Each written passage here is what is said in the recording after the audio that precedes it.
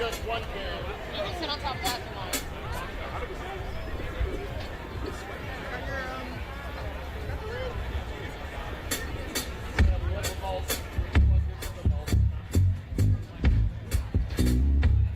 Hey, not like really. So much going on in the world right now.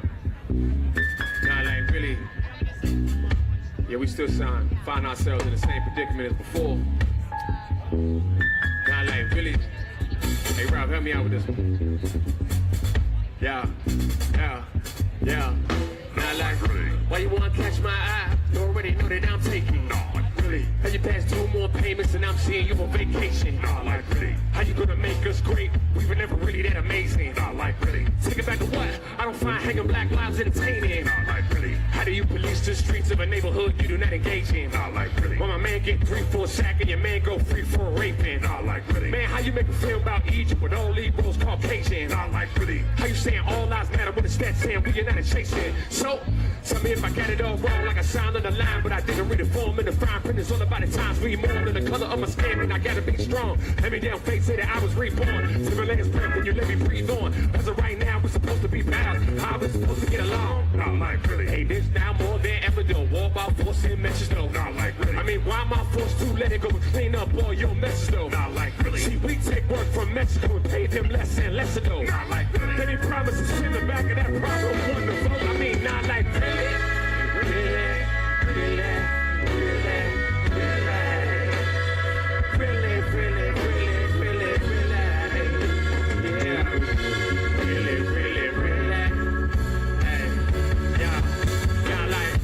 On the grind all day, bound pay mine to the day. Not like really. Yeah, this call vibrate cause I find most times it ways. Not like really. Look, I don't talk blue in the face, man, just to make movement in plays. Not like really. Out of breath, watch your other man steps and you wonder why you're losing the race. Not like really. Yeah, I was feeling on floors, making braids to the beds on tour, man. Not like really. If you ain't never cried by the loss, don't speak about the situation you're in. Not like really. And I ain't got a big deal, but I'm still a big deal, and I'm feeling important. Not like really. So what you got a big deal, running on a big wheel, I ain't but extorted. Yeah, I'm independent and I make it hella noise and I never let a man turn a hell in the Troy. Got no suckers in the circle, never tend to be boys. I don't let them in the system, now they send a beat chords. Chilling in the cut, really feeling boys. When we get it moving and they really need a choice. Bring it to the lies and the evils and the lies people tired. We really need a voice. Not like really. This now more than ever though. War about force and message though. Not like really. This that gone collective flow. Dumb right, wrong, professional. Not like really. Enough about peace and blessings. I want that deeper message. Sure they on top, surfing, drop that lesson, y'all. Hey, let's get deep. Say really, really,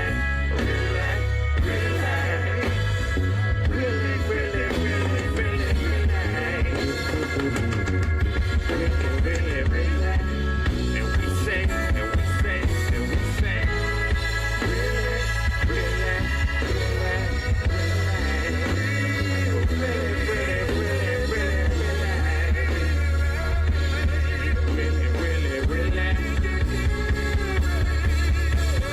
like really, no kings, nah, like really. Thank you very much.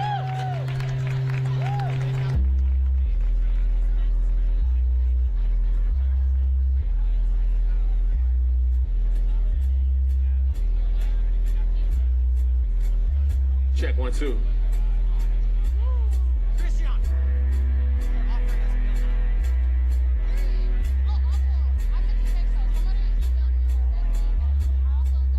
Check. 1, 2. Just $1 below 10K. That's the amount I'm flying with. One more buck and the law comes out and they all wanna know about why I'm rich. I'm not rich, I'm just going away back to the land where they need this grip. You give yours to a charity fund, I give mine to them cause that's it. You see your name and it fall on the list. Kid, I'm involved in the cause and the pain. Lost somebody, you fall in the towers and looking at me like I boarded the plane. No, you should argue, all of the logic. No, you should argue, all of the same. With that knowledge, I stay calm. Search for a bomb, all you find is grain. All in the name, I got a name that's hero to brave, but the land of the free. All in the name of protecting the country. country that's shooting the citizens dead in the streets. I used to live in Northeast DC, not too far from Capitol Hill. White House here, trap house there. They were so near you could go by feet. Never mind that, cause that's not news. Let's stay glued to the war on peace. Who can blame whoever can sway the election toward what the orders seek? We just want to keep oil cheap. We just want to keep motive full. What that mean? Distractions came. Think our TV's closed and wool. Man, I swear I think my phone tapped. Man, I swear they watching all my moves. Since 9/11, ain't too.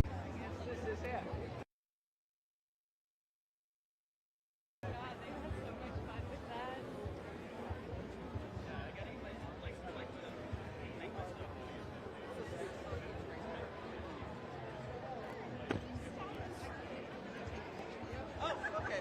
All right. I'm sorry. I know.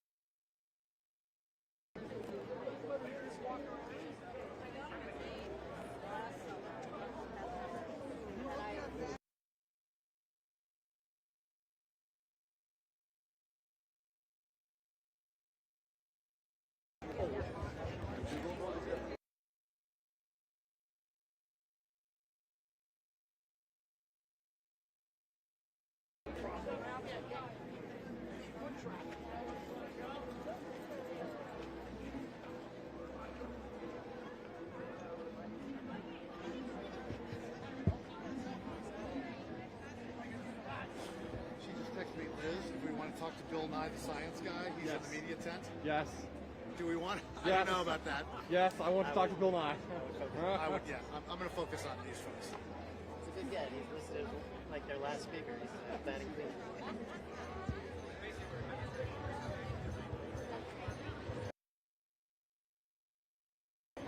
I know. Actually, I'm going to focus. When we actually are live, I'm going to try to focus on some of the more colorful outfits and floats and stuff to kind of illustrate the color.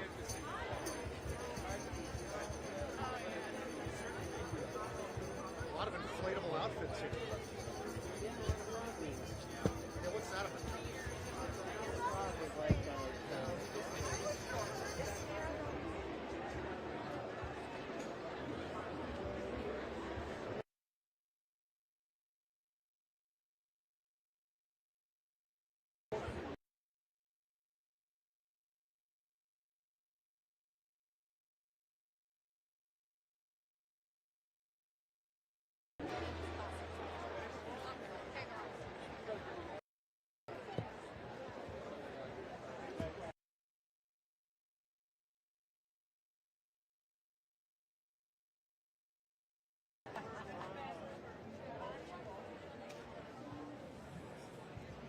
I would call that and walk onto that number and not hang up. Not hang up.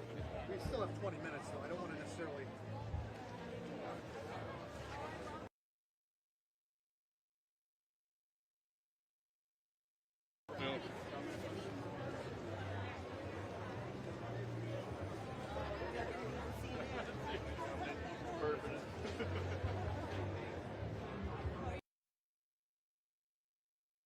Deaf and cold wonder. Okay, cool, Yeah. Cool. That's not to go something, I'm really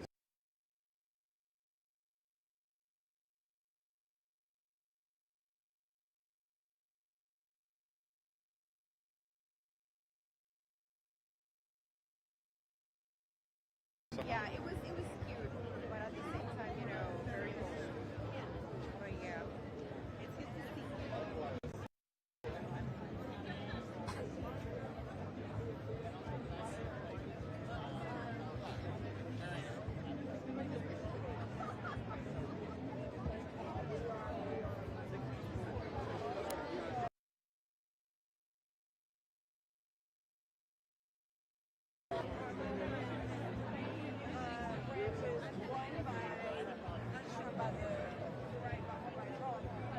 this is a great shot of people coming.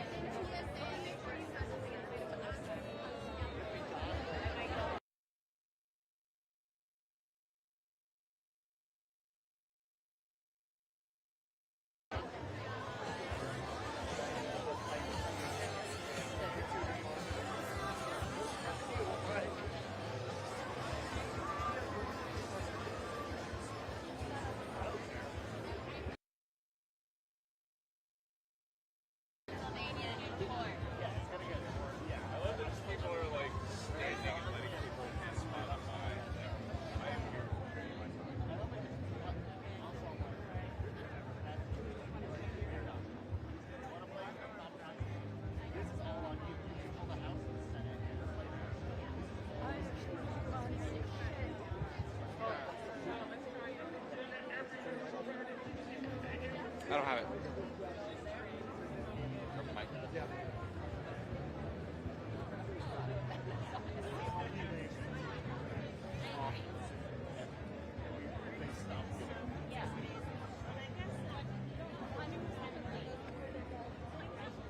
I think they need somebody with a little more attitude.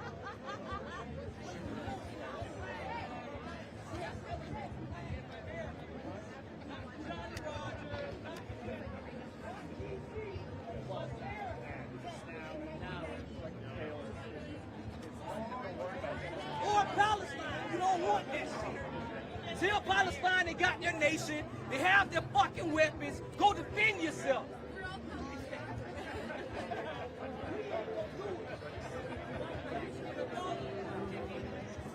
So should we check with Patrick McConnell, see if he wants a live? Yeah, I'm sure. Well, Live guest? I told him, like, you know, he already said, this week, well, his first email, he hasn't.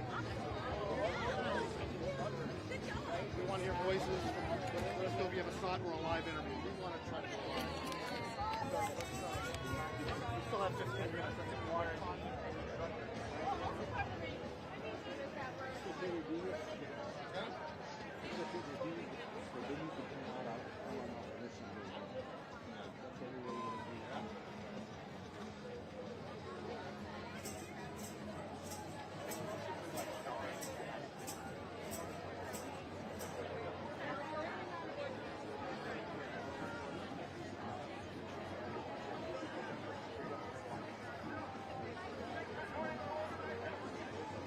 So I think the crowd will start backing up here. Yeah, they will, for sure. I think we're good here. I mean, I got space to move around. I can show density of the crowd.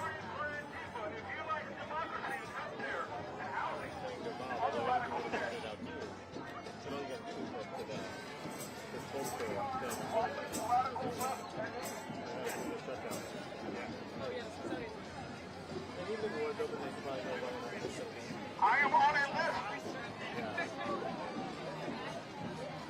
Mr. Speakers, should I talk about the list? I know Bernie Sanders. Who else? Bill Nye, the science guy. We got a new member. Who else? I'll look at the list.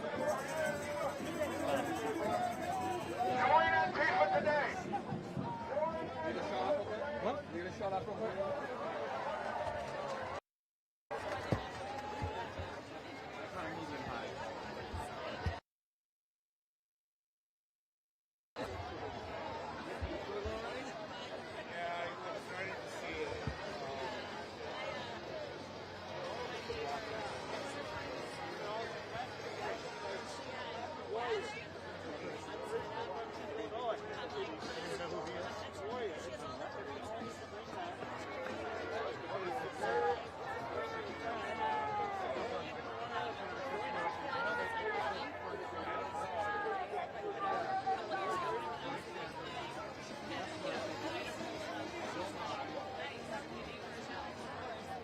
No. I'm a casual protester. I show up to the big one, but mostly I try to get stuff done behind the scenes.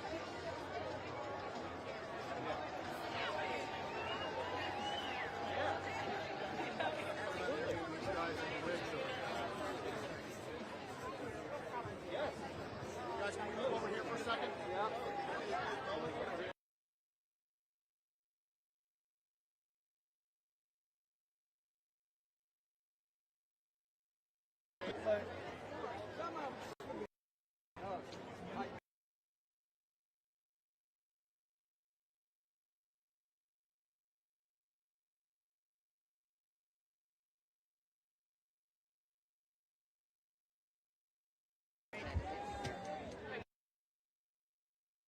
I'm here because I'm tired of watching the complete destruction and erosion of our democracy.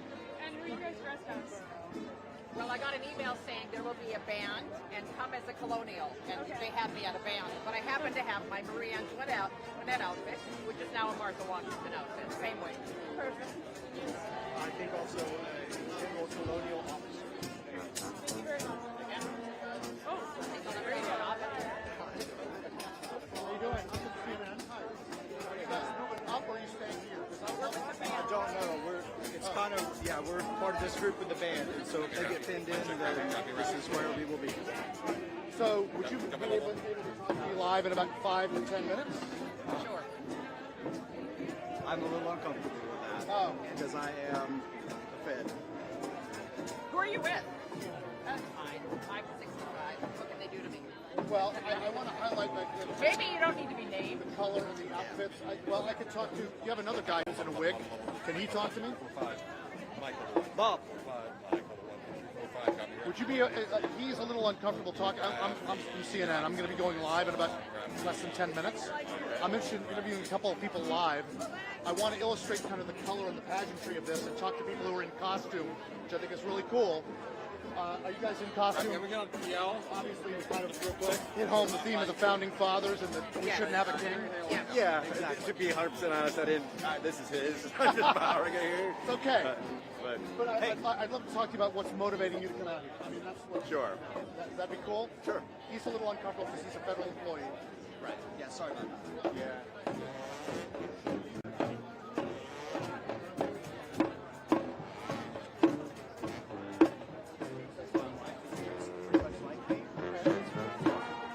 Yeah, she's the one you want to talk to.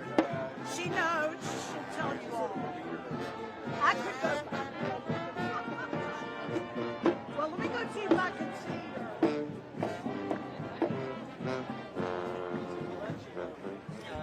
Different groups. I don't know all the full bands. Part of it. I'm going to go see if I can. That'd be great. Are you guys from a certain area? Yeah.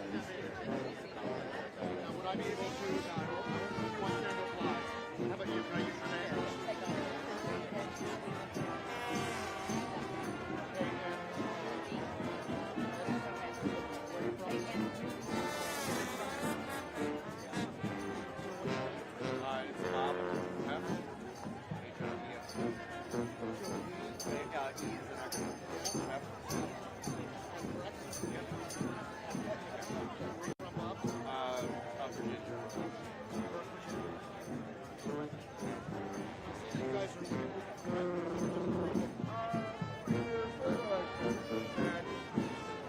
That found out about the events are interested in, coming out and,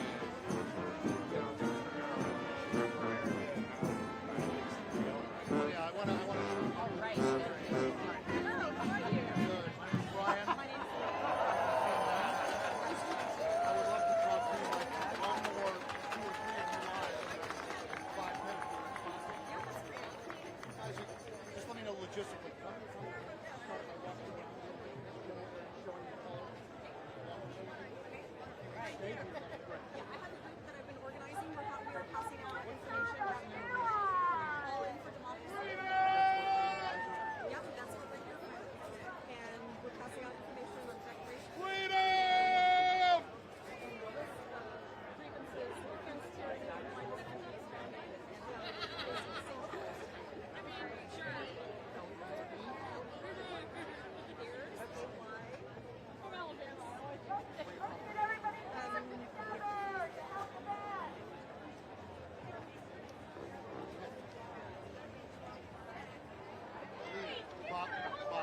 Bob, and Peggy. Okay. I may be able to only get 2 of them. So, no. Stay here. Because the costume just so since you want to talk, you and you, male, female, want to get mixed. Don't go anywhere. You may get I'll 22. just see the background. Democracy. That's all you need from me is democracy. Absolutely. I think the only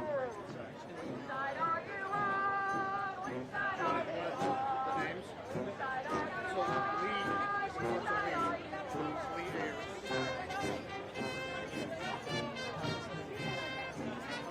It's going to be Lee and Bob, very likely. Lee. Thank you, but I think we're going to do the interview. I'll do the background. Don't go anywhere. This is costumes. I'm just window dressing. Are any of you guys, other than you, federal employees? No, you're fine. You're fine. But I'm going to walk. I'm going to do little bit of a walk, like show this over here, kind of come over here, and maybe you'll spray up there a little bit, and then I'm going to walk to this one. And I happen to have the your job is band and us.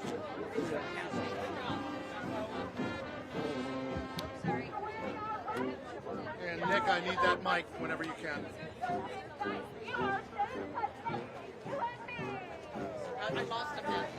Is Brian dialing? Brian is dialing in.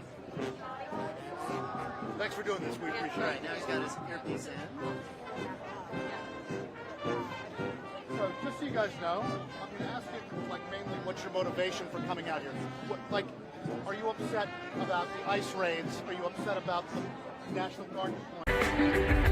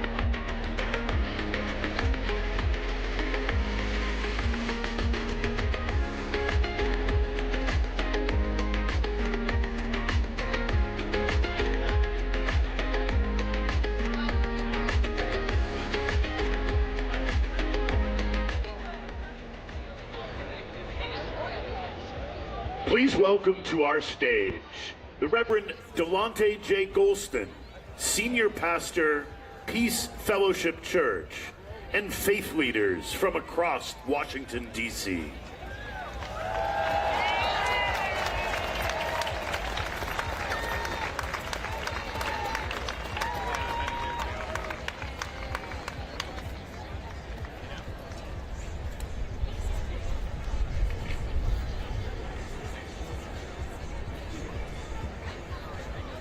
How's everybody doing out here?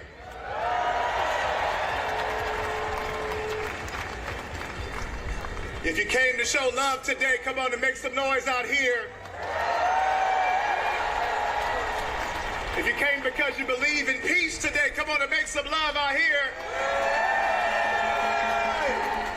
Let every hate-filled heart know that we have gathered today for the purpose of extending and being people of peace. If you believe in that, why don't you make them hear it one more time in here today.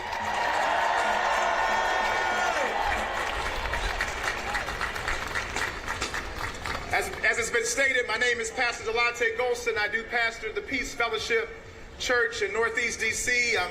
I'm born and raised here, went to elementary school 8 blocks away from here, 3rd and D Street, Southeast. I'm so thankful to be able to stand in this moment. I want to first, before I say anything else, remind us that we are standing on holy ground. I know that you thought that you came just to stand on Pennsylvania Avenue, but before there was a Pennsylvania Avenue, before there was a 1600 Pennsylvania Avenue, before there was a 3rd and Pennsylvania Avenue, there were the Nacotchland people. There were the Piscataway people. There were the Powhatan people. Here in this region, trading and living in peace with one another until people wearing collars like me decided to displace them. And so we gather to remember that the land that we stand on is sacred land. And we acknowledge those who have come before us. We acknowledge the descendants of formerly indentured servants, then becoming slaves who traded with those indigenous Americans on this land. And so you are standing on holy ground. Amen.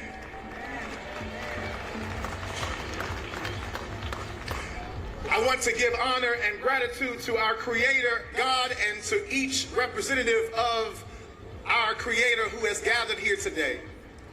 I especially want to thank the representation of DC clergy who stand behind me and stand with me on this stage today.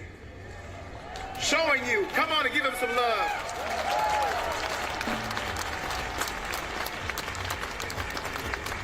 Standing with me today is Pastor Mark Thomas. Standing with me today is Rabbi Esther Letterman. Standing with me, yeah, come on, give him love. Standing with me today is Pastor Christopher Zacharias and Reverend Anthony Moore and Reverend Gail Fisher Stewart and Minister Stephanie Thomas Gordon and Brother Sim Singh Atariwa, and Reverend Terrence McKinley and Sister Nada Zaldi.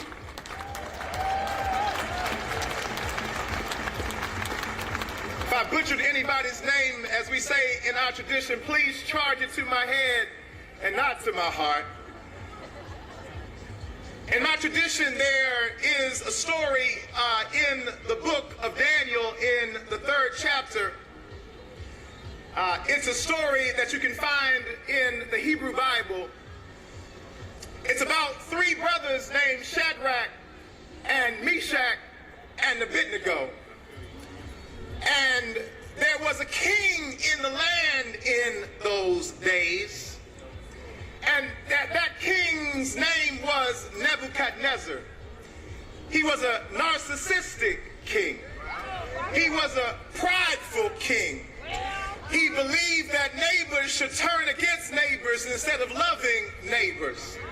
He believed in the occupation of territory and not the blessing of sacred land. And he told everybody in the land that they had to bow down and worship him. They erected a golden statue of him and put it on the national, and put it in their land at that time. And those three brothers who were gathered there, those three sacred vessels of holiness, they refused to bow to that king.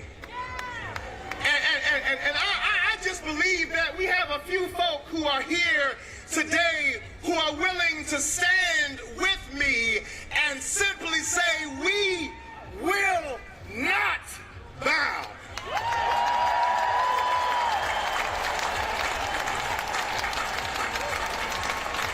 No, we won't bow to any power that traffics in fear and division. We will not bow. We won't bow to an empire or to a regime that believes in separating us by the documentation or the status that we carry or the faith that we witness to or the people that we love or the places that we come from, because our God knows the places that we are going. Our God is not concerned about where we came from. The God I serve takes us wherever we came from and tells us that you are the beloved of God. I encourage you, brothers and sisters, siblings that are gathered here together, look to your right, look to your left. There is a simple principle that I learned from Bishop Desmond Tutu in South Africa, who stood for decades against apartheid. And he simply taught us to look each other in the eye with a principle that we call the Sawubona principle. The Sawubona principle means I see you. And right now, I encourage you, siblings that are gathered here, use your eyes. Use your eyes. Look to your left. You don't have to say a word. Look to your right. Embrace that loved one that's there with your eyes and show them even now as we gather here, I see you. A people, a people who can see each other, can remind each other of our collective sacredness. A people who can see each other cannot unsee it when our babies are being pulled out of cars on their way to be dropped off at school. A people who can see each other cannot unsee masked ICE agents pulling up in our city and cities around the country. A people who can see each other cannot unsee wickedness and spiritual wickedness in high places. Somewhere I read that a people who see each other cannot unsee vile hypocrisy in the land. But a people who are determined to see each other will collectively say, we will not bow.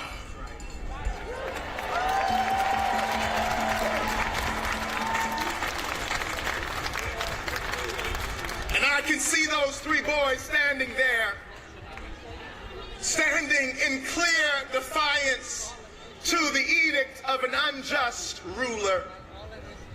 And I can still hear them saying with me, saying with you, saying with people gathered all across this country today, to say that because I see my neighbor, we will not bow.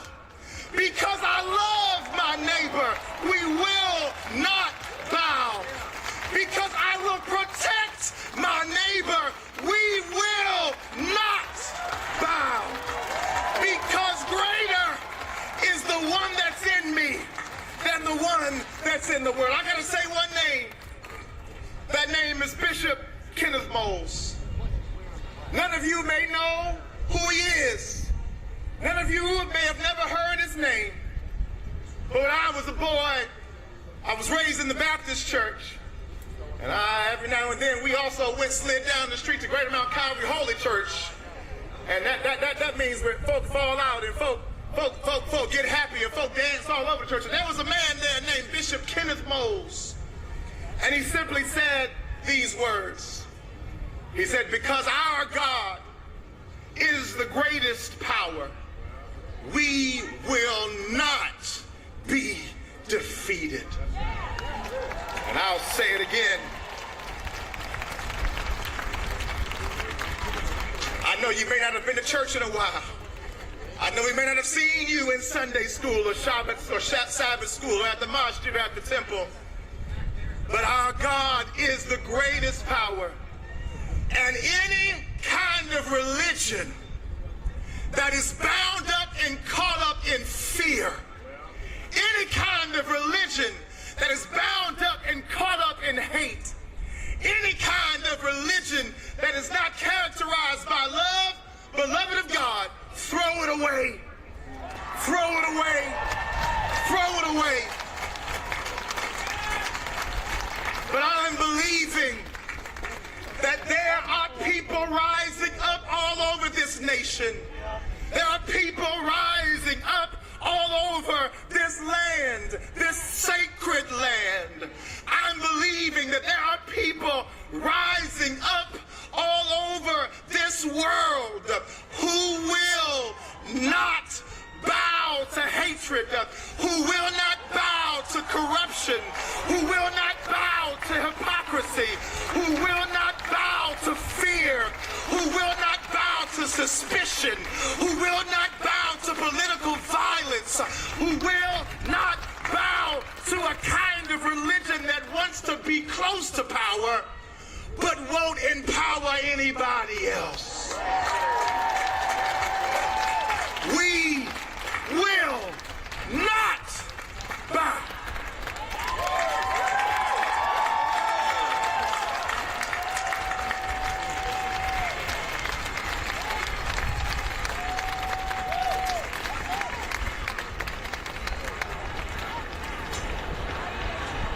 Ladies and gentlemen, please welcome the junior senator from Connecticut, who is leading the fight against Trump's authoritarian power grab in the Senate and understands the only thing with the power to stop would-be despots from converting a democracy to an autocracy is mass mobilization by the people. Welcome, Senator Chris Murphy.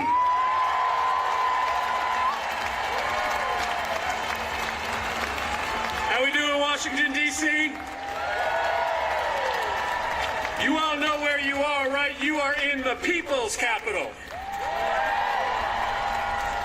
I want to bring you greetings from Connecticut, the state that invented the submarine, the helicopter, the hamburger, the wiffle ball, and Pez. On our license plates, though, there's a very simple statement. It says, Connecticut, the Constitution state. We were the first state to adopt our own constitution. In my state, we couldn't wait to be self-governed. We couldn't wait to throw off the yoke of control and censorship from us. Before any other state, before our founding fathers, we wrote down in Connecticut the simple words, no kings. And I'm here today to share with you some unsurprising news. We are not on the verge of an authoritarian takeover. We are in the middle of an authoritarian takeover. But Trump has not won Our democracy is in peril, but it can be saved. But no one's riding to our rescue, and I just want to be clear with you about that today. No one's riding to our rescue. There aren't establishment responsible Republicans that are riding to our rescue. The mainstream media isn't riding to our rescue. There's no oligarchs riding to our rescue. It is up to us to save us. Now, recently, when I gave this warning that we are in the middle of that totalitarian takeover, one of my colleagues said, well, you know, be careful. You don't want to scare people, but you guys can handle the truth, right? You guys deserve the truth, right? The truth is that Donald Trump is the most corrupt president in the history of the United States of America. The truth is that he is enacting a detailed step-by-step plan to try to destroy all of the things that protect our democracy: free speech, fair elections, an independent press, the right to peacefully protest. But the truth is also this: he has not won yet. The people still rule in this country.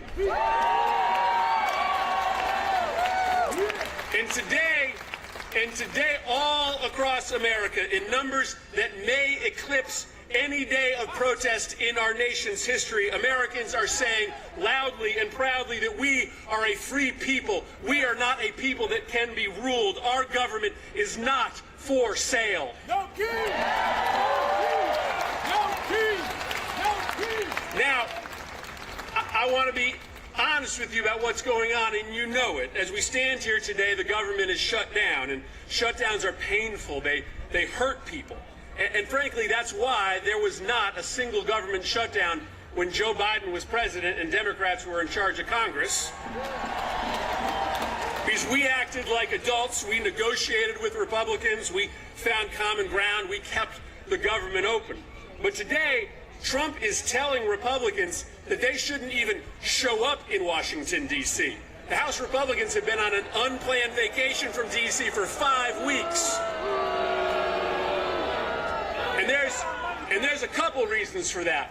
First, they're trying to cover up for rich billionaire pedophiles. But second, because Trump does think that he's a king, and he thinks that he can act more corruptly when the government is shut down.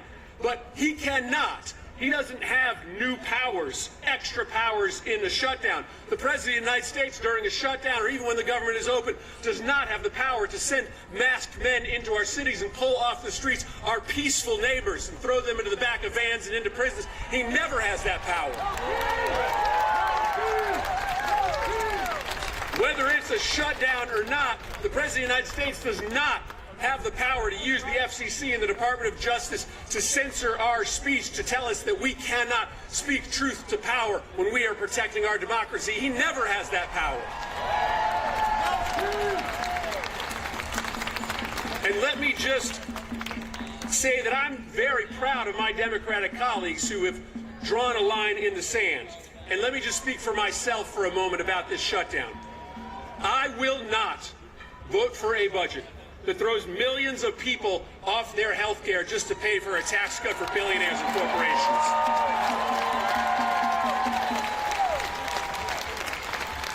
And I will not vote for a budget that doesn't put some serious checks on President Trump's destruction of our democracy.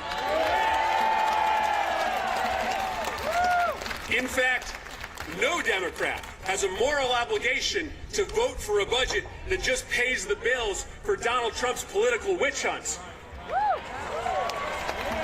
So this is a moment for the people who work with me in this Capitol to draw a moral line in the sand. And this is a moment for all of you to stand up and speak up. Listen, President Trump thinks that he can bully us into silence. He thinks that he can intimidate us into sitting this fight out. But judging by the number of people here today, judging by the number of people standing up all across this country, he thinks he can silence us, he thinks he can bully us, but he cannot and he will not.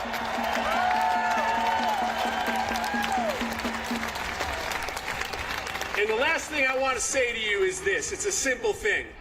I get it that when you wake up in the morning, like me, you are filled with anxiousness, with anger about what is happening in this country. But I also want you to feel something else, because this experiment, 250 years in, this bold, revolutionary experiment of self-governance in a nation that is a melting pot, where we are stronger because our differences from each other, right? That is a miracle that it has lasted for this long. And every single one of us needs to understand that when we wake up every day, we have an obligation, a duty, a responsibility to fight hard to protect that bold experiment. So I wake up every day filled with that same anger and anxiety. But I feel lucky that I am on earth at a moment where I can stand up on my 2 feet and have something to say about maybe the most defining fight of our lifetime to protect American democracy from ruin. I feel anger and anxiety, but I frankly feel joy that I have something to say and that I can tell my kids and my grandkids that when the moment came, I stood up to protect and save American democracy from ruin. And so you got a lot of awesome speakers here today. I heard a rumor that a guy named Bernie Sanders is in the house. I understand the role that I play. I'm just the opening act for Bernie, all right? But listen, I'm super proud of being here with you. I'm optimistic. I'm bullish about our ability to win this fight, and it's because 400 years ago, in the small but mighty state of Connecticut, we wrote down on a piece of paper a really simple idea. In America, the people rule. In America, there are no kings. Thanks, Washington, D.C. Appreciate it. Go out there and fight for our country.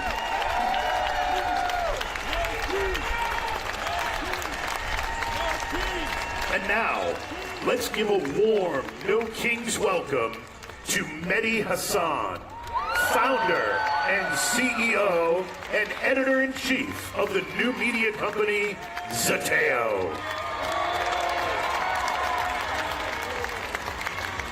Ladies and gentlemen, brothers and sisters, friends, my name is Mehdi Hasan. I am a journalist, I am an immigrant, and I am a Muslim. I am everything Donald Trump loves. I am the Trump trifecta. I'm also a bit of a socialist. But shh, don't tell Stephen Miller, he alarms quite quickly. Can I just say, it is so heartwarming to see so many of you out here in D.C. today. D.C., make some noise. We need to make sure today that they hear us in the White House and in the Capitol. All week, I've heard Speaker Mike Johnson and Republican members of Congress say that this rally, the No Kings rally, is a hate rally. A hate rally. The people who can't get through a single day without hating on late-night comedians and overweight soldiers and Muslim politicians and Mexican immigrants and Palestinian refugees and black women and transgender kids and peaceful protesters and Mr. Freaking Potato Head, they are lecturing us on hate? Really? I'm not here out of hate. I'm here out of love. I'm here because I love this country. I love America. I love the First Amendment. I love our democracy. I love our diversity. Yes, our diversity. And I am not willing to sit back and watch our glorious American multiracial, multicultural, democratic experiment, our constitutional republic, destroyed by the guy from Home Alone 2. Not going to do it. Because I did not inherit America. I did not inherit America. I chose America. I wasn't born here. I immigrated here. And we immigrants, we love this country often more than the people who are born here. Because we chose to move here, live here, swear an oath to the Constitution here. An oath that the guy down the street violates every morning and every night. The great irony is, of course, that Donald Trump is the son of an immigrant, the grandson of an immigrant, and married to an immigrant. In fact, 2 of his 3 wives were immigrants, proving yet again that immigrants will do the jobs that even Americans are not willing to do.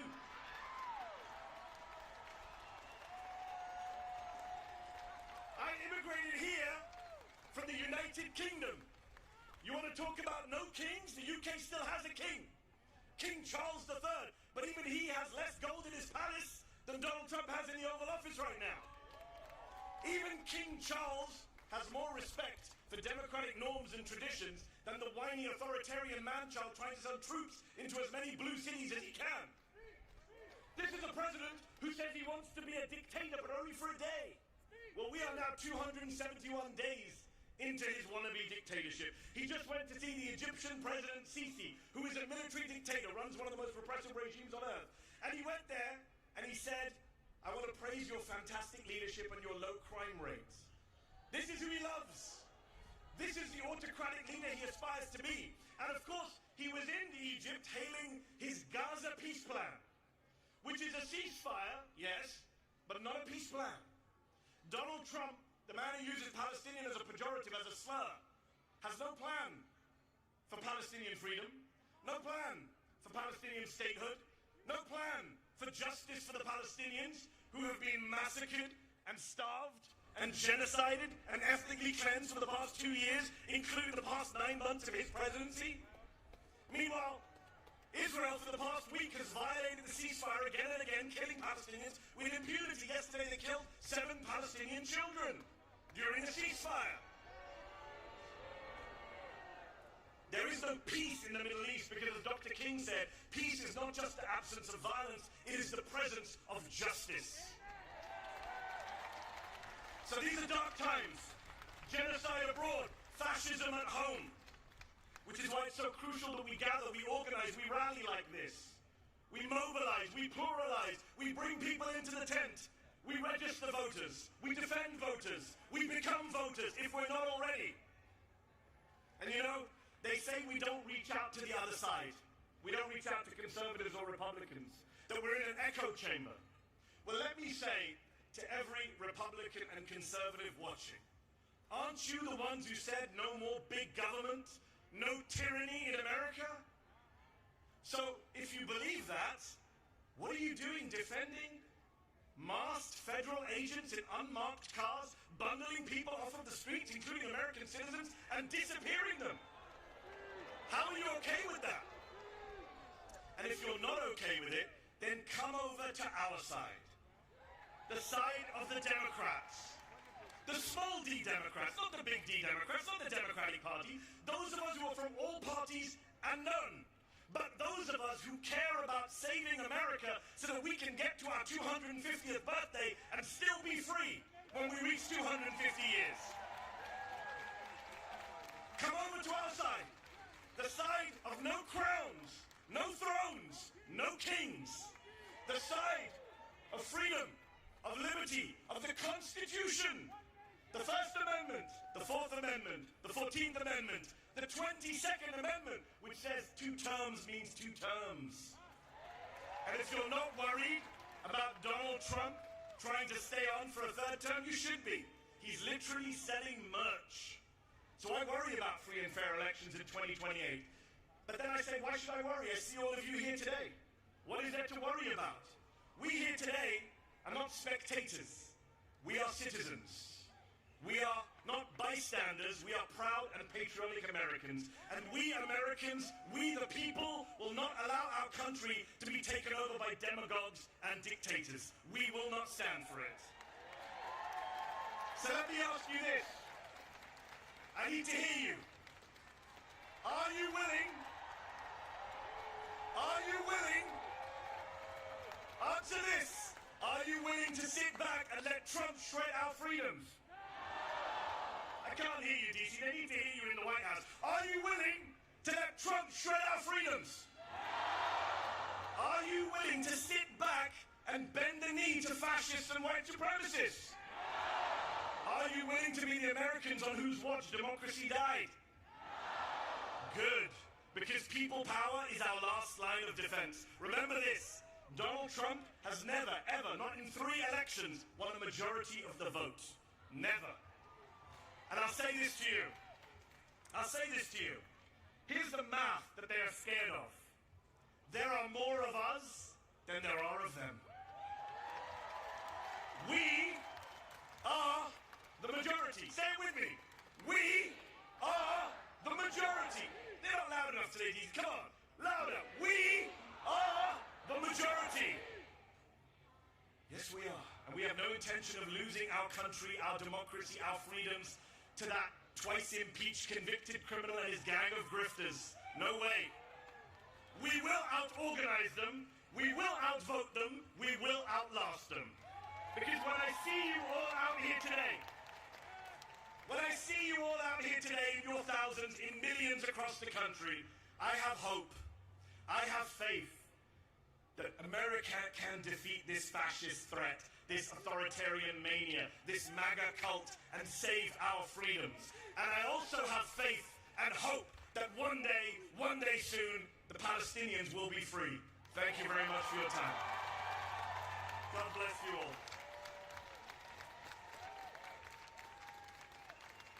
Ladies and gentlemen, let's give a warm Washington, D.C. welcome to Deirdre Schiefling, Chief Political and Advocacy Officer of the American Civil Liberties Union, who leads the ACLU's policy, campaigns, and organizing work to fight for civil rights and liberties nationwide. And Sarah Parker, Executive Director of Voices of Florida. Hello, everyone. Hello, DC. You look so beautiful. I wish you could see yourselves from here. You look amazing. You look powerful. I'm Deirdre Schiefling. I'm the Chief Political and Advocacy Officer for the ACLU, the American Civil Liberties Union, and a proud Washingtonian. I'm so thrilled to be here with you, my community, today, doing the most patriotic and American thing that we can do. Peacefully, lawfully protesting the Trump administration's abuses of power and exercising our First Amendment rights. After all, our country has a 250-year-old history of disagreeing in public. And we are not about to stop now.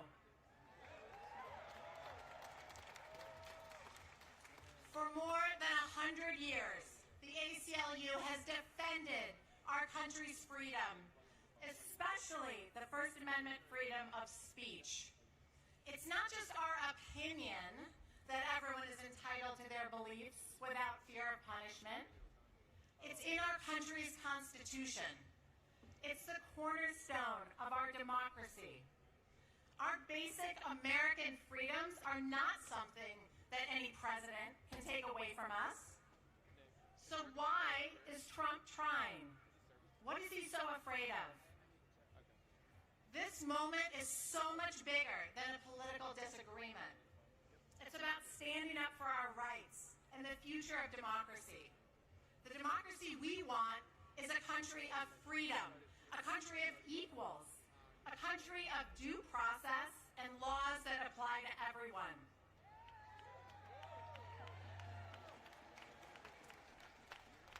Not a country where masked ICE agents kidnap people out of their beds in the middle of the night, where they zip-tie terrified children together. No. Not a country that tells schools and universities to teach ideology instead of facts. And certainly not a country that sends armed troops into our cities to scare us into silence. I refuse to allow that version of our country to take hold, and I know you do too. The courage that we are creating here today across the nation is contagious. It's powerful, and it's exactly what they're afraid of. I want to tell you something I've learned.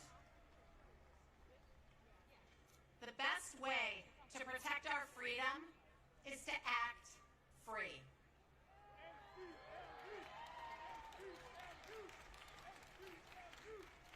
I was in my hometown of Buffalo, New York, a couple months ago, and I saw a new billboard up from the Buffalo Public Library. It said, "Free people read freely." Free people read freely. 4 words. I was so struck by the simplicity and the power of that statement, and by the fact that the public library felt the need to make it. Free people read freely. They think freely. They protest freely. They act free. The best way to protect our freedom is to act free. Thank you for doing that today. Thank you for your courage. It's powerful and it's contagious. We live in a democracy and we are going to act free. And with that, I'll turn it over to Sarah Parker.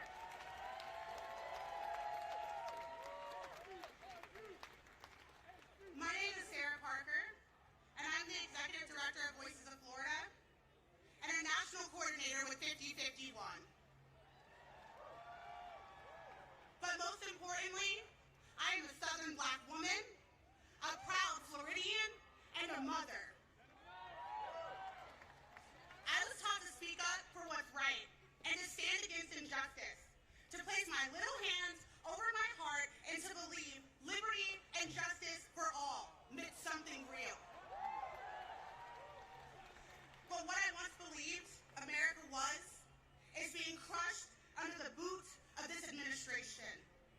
I should be at home with my children, raising them to believe in the promise of this country, not standing here demanding the rights that should never have been up for debate.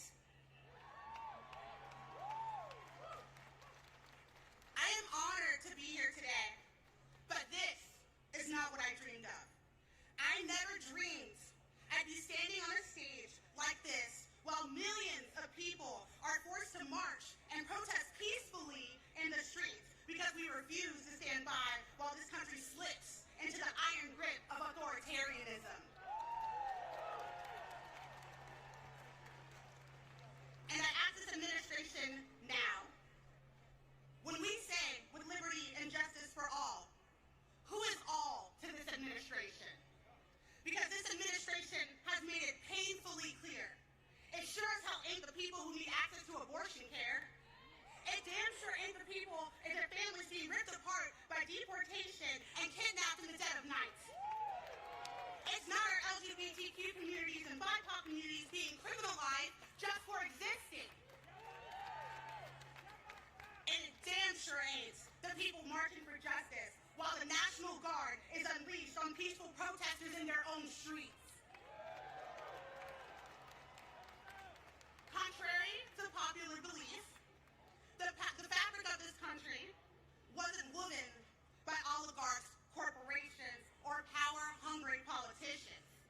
It was stitched together by workers, by immigrants, by Black and brown communities, by women, by queer folks, and by people who refuse to stay quiet in the face of injustice. This movement was made by the people. This movement, No Kings, was named by the people. This movement is the people.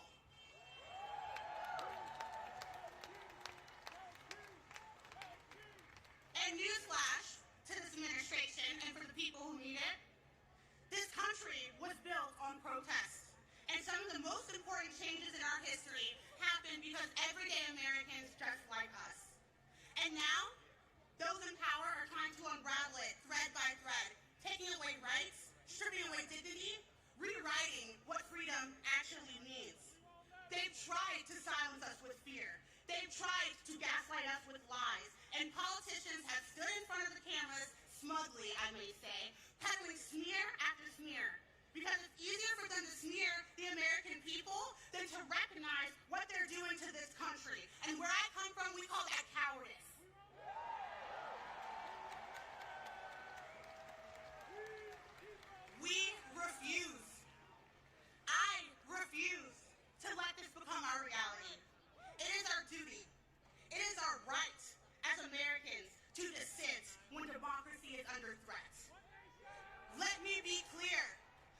Democracy dies when we are silent.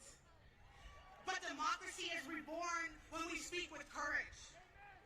And authoritarianism cannot withstand truth. And it crumbles under the power of love and dissent.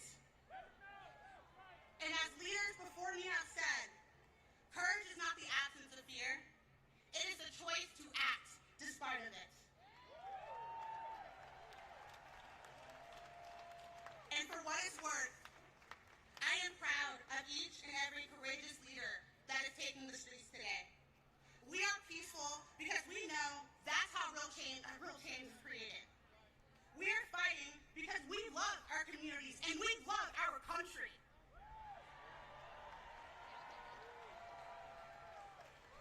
We are using our voices because it is our God-given American right. And anyone who says otherwise is not only lying to the American people, they are lying to themselves, and I don't know how they sleep at night.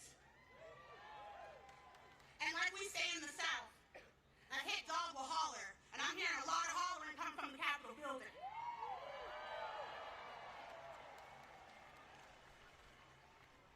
The American people are pissed. And I would like to say before I go, I want to thank every last one of you. I want to thank all the organizers with 5051. I want to thank Political Revolution, who's a national partner. But I want to thank our children. I want to thank our teachers.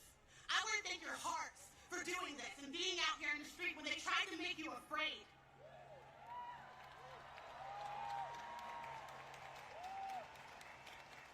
The message today will be crystal clear and they won't be able to ignore it. There will be no kings in America. Not today, not tomorrow, not ever. Thank you.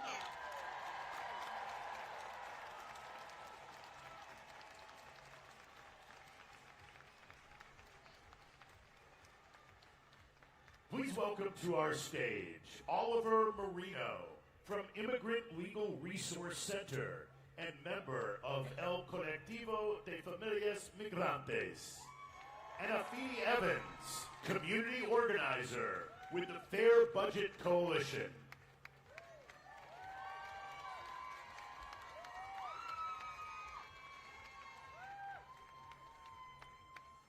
Thank you. Good morning.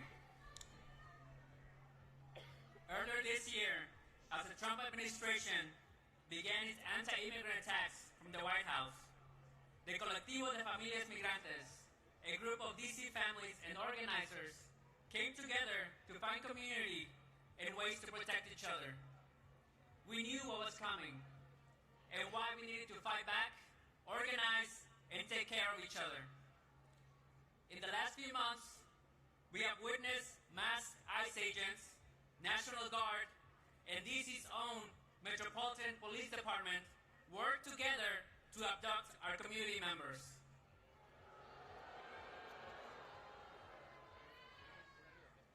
People have been detained while going to work, at local parks, in front of schools. Hundreds of people have been separated from their families, their loved ones, and our community. This is still happening. Just a few blocks from here, people have been racially profiled, handcuffed, and put in vehicles and taken. Sometimes they're transferred to detention centers hundreds of miles away in states like Louisiana, Alabama, and Georgia, away from family and away from legal counsel. And to be clear, here in DC, the anti-immigrant attacks have come not only from the White House, but also from our own mayor, Mayor Bowser. Mayor Bowser tried to repeal DC's Sanctuary Values Act, a local law that limits collaboration between MPD, the local police, and ICE. But while politicians have failed us, it's been DC residents that have stepped up. We have seen our people go out and film ISIS abuses in the streets, share Know Your Rights information, provide mutual support to families of people detained and organized to protect their immigrant neighbors. This is the moment to show solidarity, to reject attempts to dehumanize and criminalize our immigrant community, to hold our elected officials accountable, and to force them to stand up to an authoritarian administration that does not care about due process and people's constitutional rights. In order for the Trump administration to carry out its plans, it needs compliance from the public and from local governments. We must not comply. We need to do all that's in our power to protect immigrant families and our neighbors. We need us. We need you. We need each other to protect families, not feds. Thank you.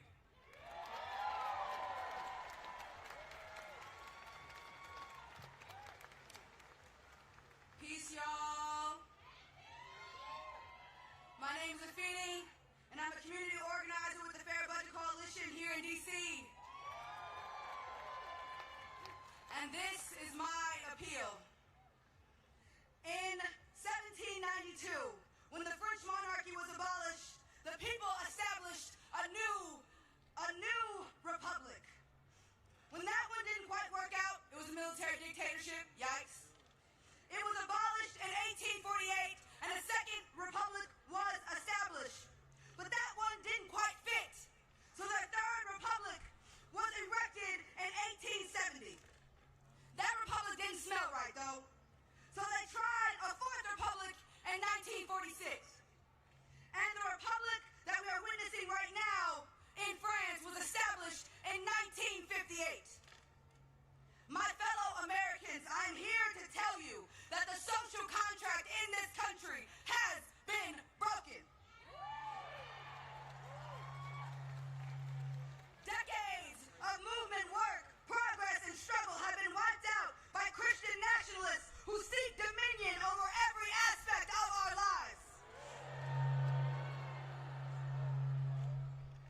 Long before ICE started terrorizing our streets, the police were gunning down black people in their homes, their cars, and in the streets in front of their communities. The construction of cop cities and the strengthening police state have threatened our urban centers for years. This current escalation in state violence is nothing more than an extension that the violence that marginalized communities have been bearing the brunt of. This republic was sold as our American dream. Home of the free, land of the brave. Yet, it has produced the outcome that we are currently experiencing. A system that edifies oligarchs and creates false monarchs. The society that we live in is what got us here. It is what brought us to this fever pitch. But we do not have to stay here. Now, more than ever, we need to reimagine a society that holds all of our humanity to the highest priority. We need a humane economy. We need well-funded public education. We need affordable housing and health care that does not bankrupt families that are just trying to get by. We need strategic youth investment in music, arts, and recreation. Our children need access to full, clean water and fresh food.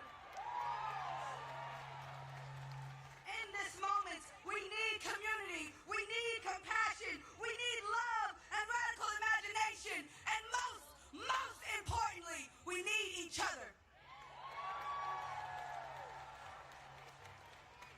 Because the social contract has been broken, but we, the people, must revive it.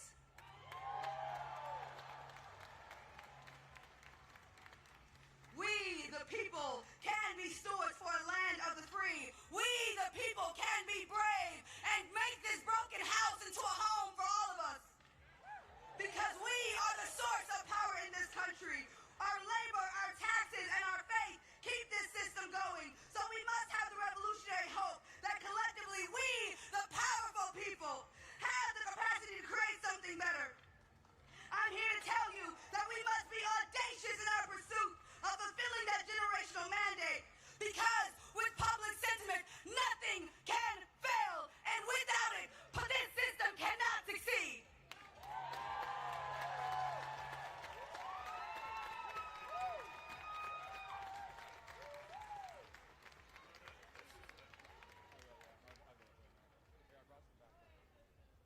welcome to the Snow King stage an American science educator, engineer, comedian, television presenter, inventor, keynote speaker, and author.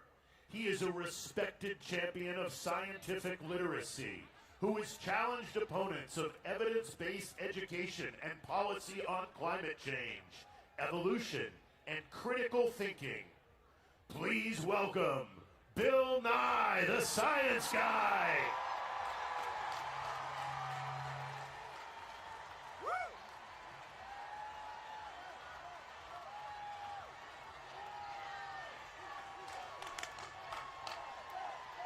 We love that song, Hello, DC!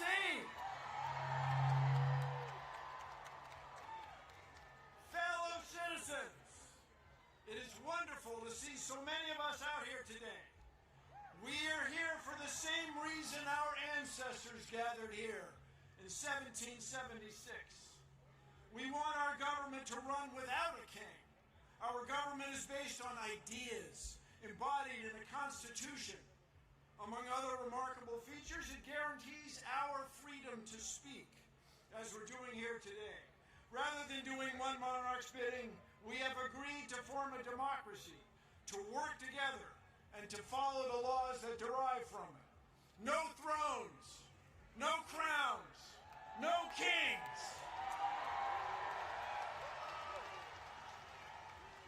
As many of you know, I am a native Washingtonian. I grew up here within the city boundaries.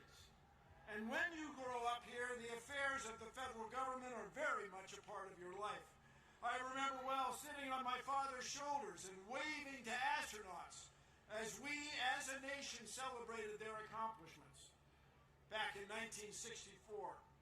In 1964, that was the first year my parents could vote for president as citizens of the District of Columbia. We still do not have voting representation in the district.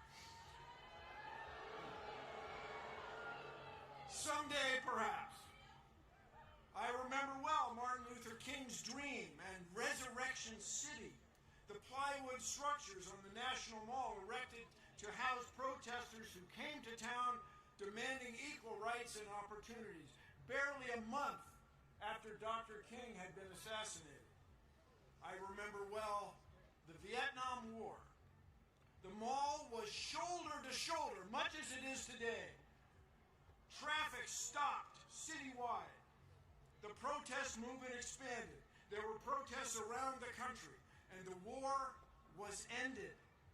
We are protesting in the same fashion today.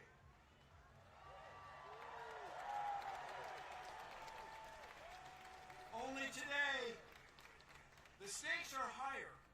Rather than abandoning a war against an elusive, perhaps sometimes imaginary foe, we are confronting the possible end of our republic. We are here to tell our lawmakers that what's going on in our government is wrong. They must stop the abuses of this petulant president and his circle of sycophants. No thrones, no crowns, no kings.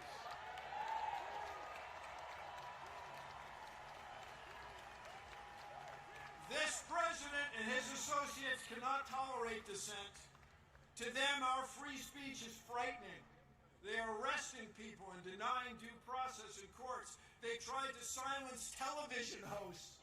They're trying to fire indict civil servants, prosecutors, judges, even their own cabinet members. But in this land, these sorts of actions are not new. In 1776, our ancestors had had enough. They declared independence from a king by means of a document stored safely right over there on Constitution Avenue in the National Archives. Although it was conceived 249 years ago, the Declaration of Independence describes a train of abuses connected with an absolute authority, a king with absolute power. No thrones, no crowns, no kings. Their king had refused to honor the law. Their king had refused to let lawmakers be elected. The king had made court judges dependent on his will. They cited the king sending, quote, swarms of officers to harass our people. Their language referred to, quote, cruelty and faithlessness scarcely paralleled in the most barbarous of ages. Their king was trying to, quote, render the military independent and superior to civil power. Our founders even censured King George for cutting off trade with all parts of the world. Did these actions sound familiar? 249 years later, no crowns, no thrones, no king. In short, the founders believed their king was, in their words, quote, totally unworthy to be the head of a civilized nation. No thrones, no crowns, no kings. Although the United Nations has been the world's leader, and although the United States has been the world's leader in science for decades, this president and the members of his cabinet even failed to accept scientific facts. Contrary to Article 1, Section 8 of the Constitution, they do not promote the progress of science. They suppress it to the detriment of our health, well-being, and international competitiveness. It is a formula for failure. How did we get here? It hasn't been one instance of abuse of the power of executive order by this president. It hasn't been just one twist in a court ruling.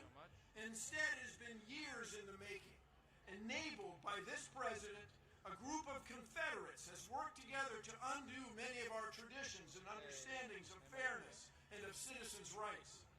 And they've done this through an odd legal tactic to overwhelm our court system with legal game after legal game, trying to hold or impound money secretly in order to let legal deadlines pass, to pretend that people they don't know, who are from different backgrounds, are somehow not quite citizens and not worthy of respect under the law.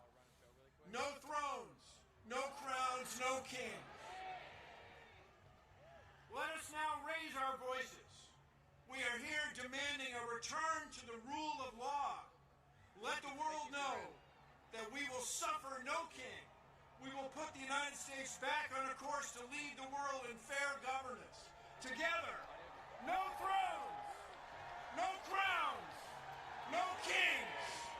Thank you all. Let's change the world.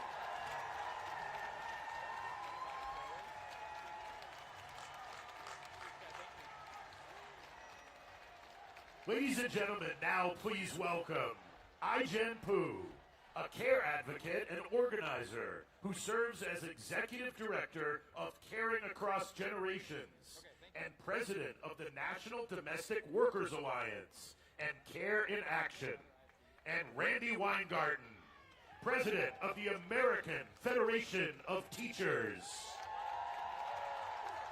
Hello, DC!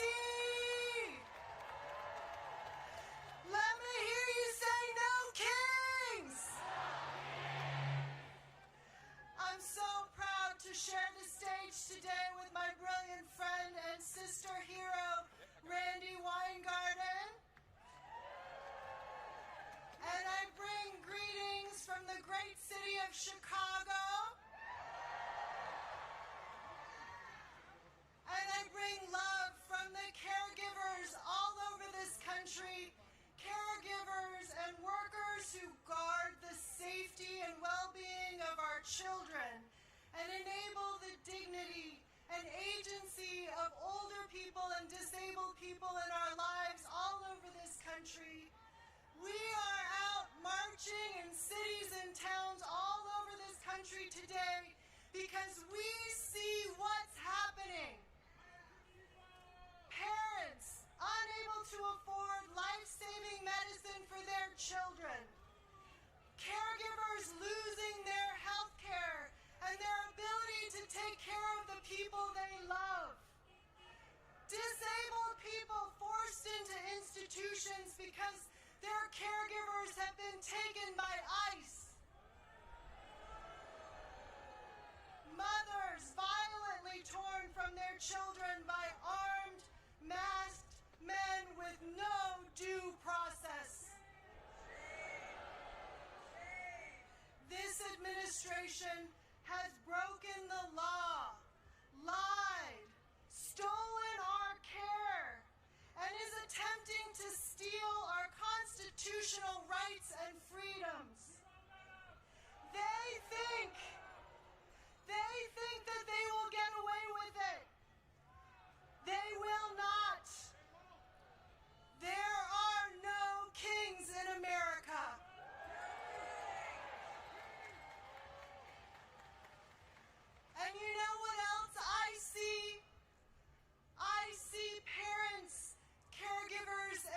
teachers working together to make sure that immigrant children can go to school safely. I see unions and families organizing together and winning. In states like Michigan, where 32,000 home care workers just won a union. And in New Mexico, where child care is now free for everyone who needs it. It's the bravery of everyday people coming together to protect each other, to push for a good life for our families in America. We can win. We are the caring majority, and we are greater than the cruelty of wannabe kings. So let's remember the strength of our numbers today. Let's remember that we are not alone. We are the caring majority. And let us continue to be brave. Are you with me? Are you with me?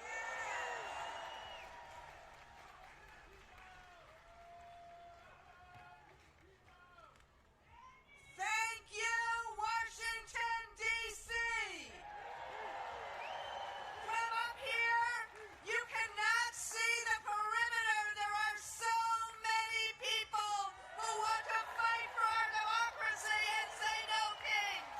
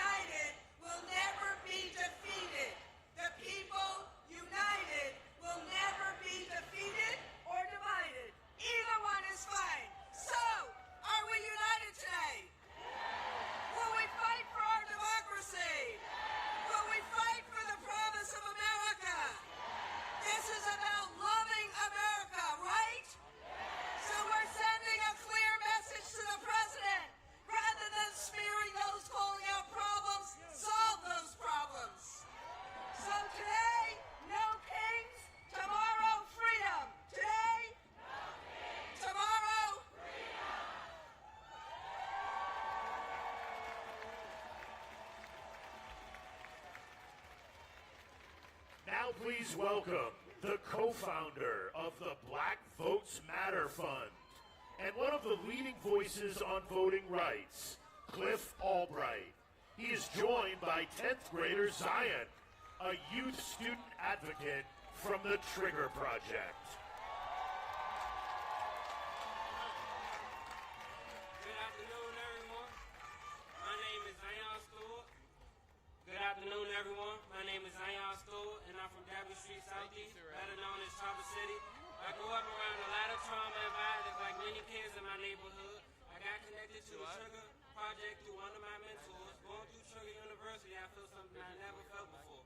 A safe space, people who believed in me, and a chance to learn the real causes and the disease of gun violence. More police doesn't fix what's really going on, it just adds more confusion and chaos. It doesn't heal our pain, it doesn't give us opportunities, or make us feel safe in our neighborhoods. Saying fuck Trump. Saying fuck Trump or fuck ICE will be what he expects from me, but that's not what we need. What we need is prevention, support, and spaces where Black youth can thrive.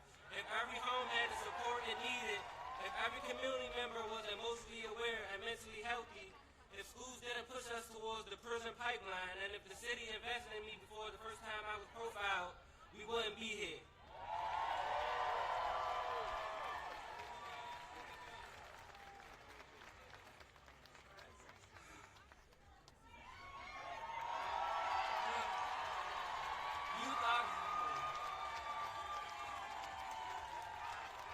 Youth are the solution, not the problem. We deserve to be understood, not blamed or preyed upon.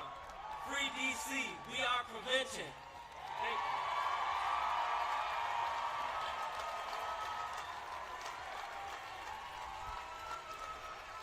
We're gonna give it up again for Zion.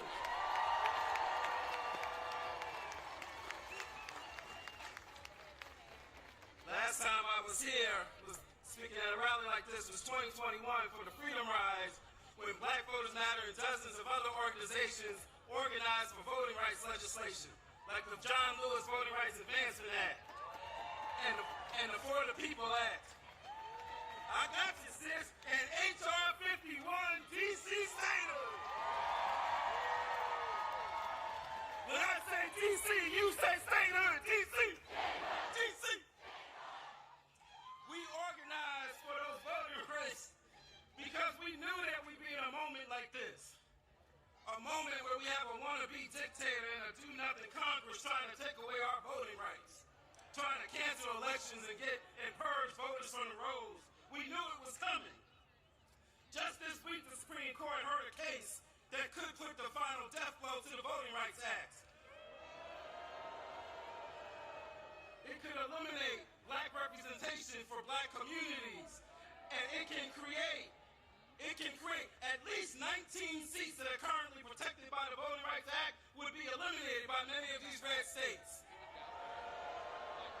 And this is happening at a time when we are seeing mid-decade redistricting in places like Texas and Missouri because we have somebody who wants to be a king.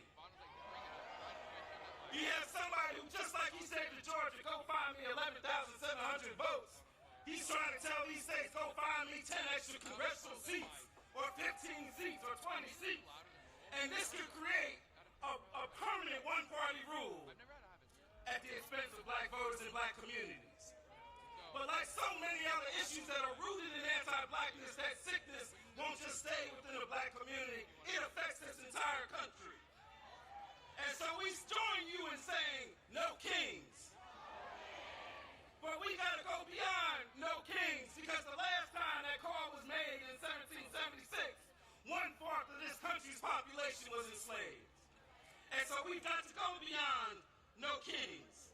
We've got to recognize that they have used divide and conquer ever since that time in 76, or ever since 1619, to keep us divided, to divide those who were enslaved from those who were poor whites, to divide us from those indigenous brothers and sisters. They've been using that divide and conquer tactic, and they're still using it today to keep us divided, all of our communities. But I've got some good news for you, because what I know is this: if divide and conquer is one of the oldest tricks in the books, then by definition, one of the most revolutionary acts of resistance is simply to be united.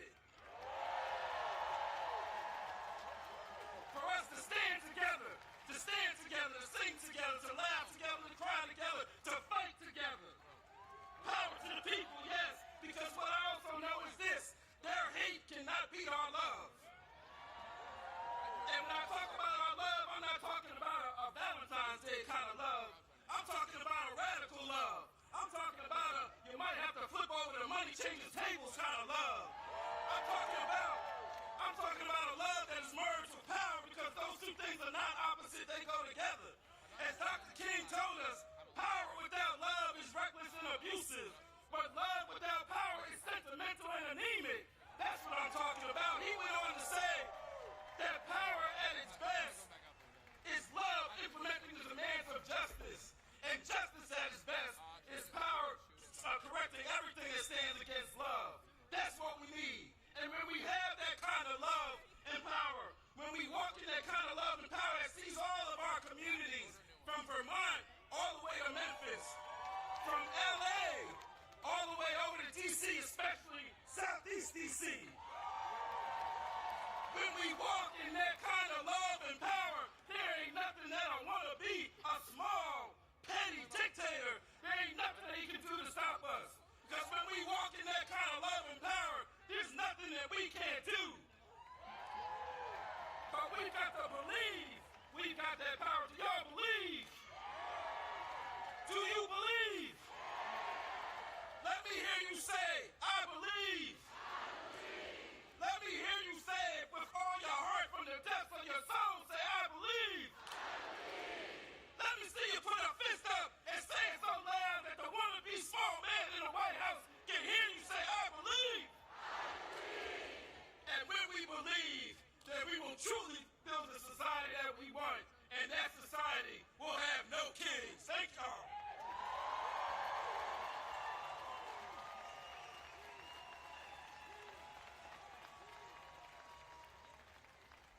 Now please welcome Jay Brown, Chief of Staff for the Human Rights Campaign, and Sean Skelly, former Assistant Secretary of Defense for Readiness in the Biden administration and co-founder of Out in National Security.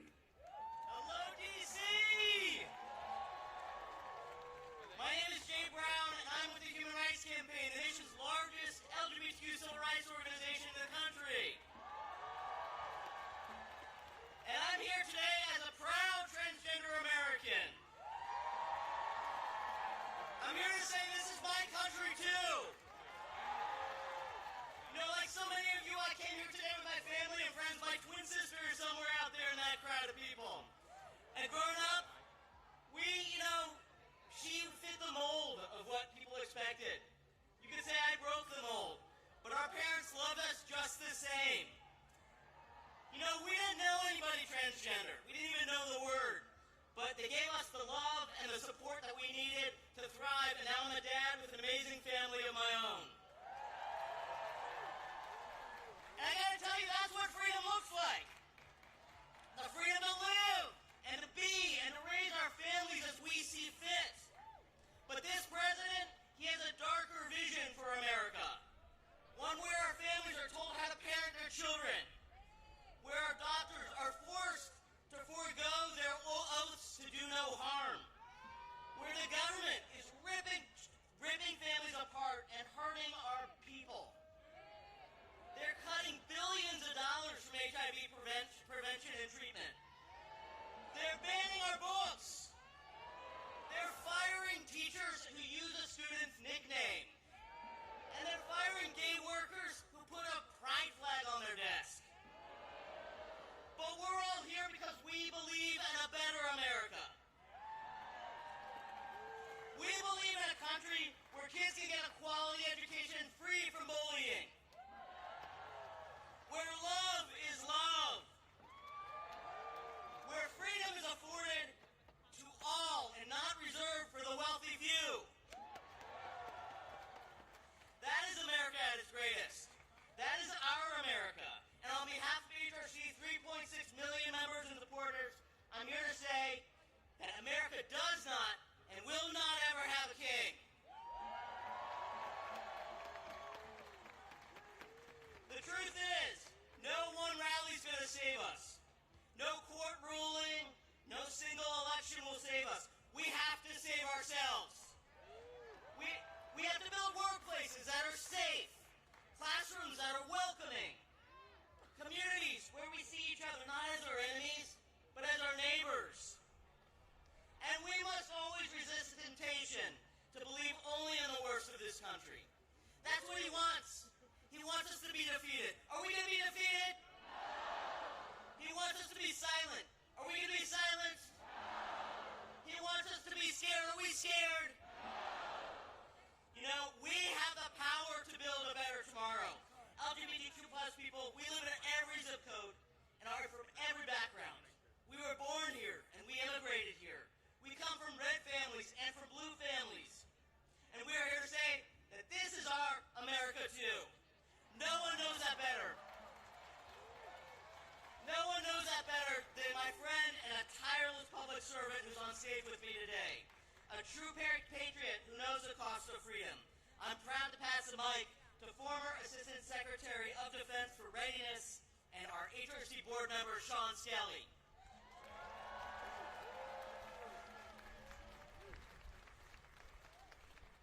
Good afternoon, D.C. As Jay said, I'm Sean Skelly, a retired Navy officer, a former Assistant Secretary of Defense, and I serve on the board of the Human Rights Campaign. I'm an out proud trans woman who loves our country, who's put my life on the line for our country and our rights, and I will fight for it now using all the rights that the Constitution gives us, and I swore an oath to defend. I was proud to recently serve alongside thousands of transgender service members who have served with honor, skill, and courage. They have protected us while their own Commander-in-Chief and Secretary of Defense have vilified them and denied their right to exist. Anyone who serves in uniform deserves so much better than what this tainted chain of command has to offer. This administration targets these brave Americans because of its wanton campaign to drive me and all of my transgender brothers and sisters out of our country, out of our society, out of the protection of our laws, and into some dark, dangerous corner that they are inventing.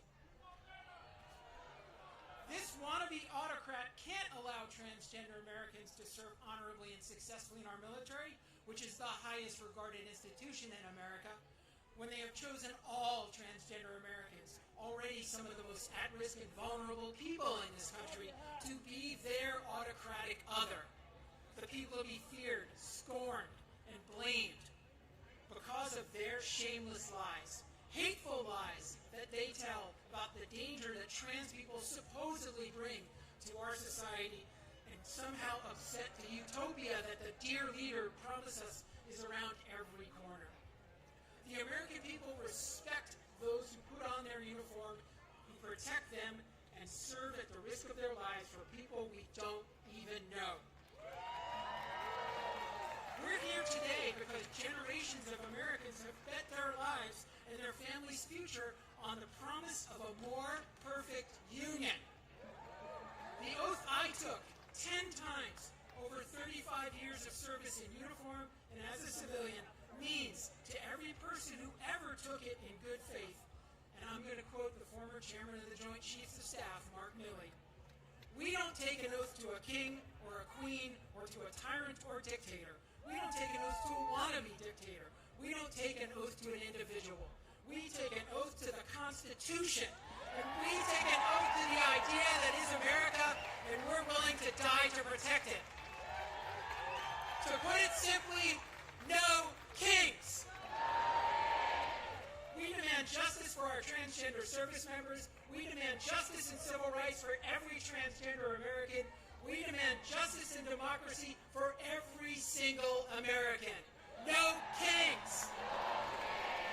Thank you.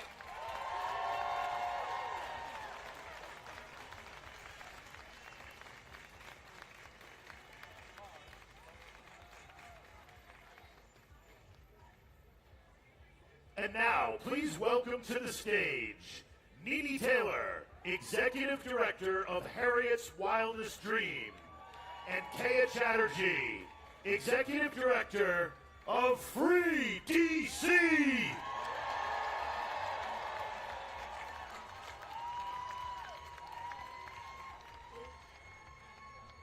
Welcome to DC. I hear y'all say welcome to DC. I'm Nene Tell. I'm the co-founder and executive director of Hers Wildest Dreams, named after our ancestor Harriet Tubman. I am also the co-founder of Free DC. I was born and raised right here in Southeast Washington, D.C.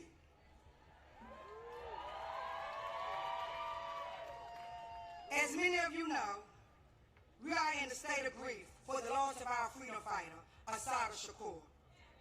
We honor her life, her courage, and her teaching. She told us that we need a revolution of the mind and a revolution of the heart. These words still lead me, because this work begins in how we show up for one another, how we care for one another, and how we show up for one another. Washington, D.C. is a black home. We come here to Washington, D.C. That is what you came here to Washington, D.C. That's what you're stepping into. A home built by black hands, held together by black love, guarded by generations who refuse to leave.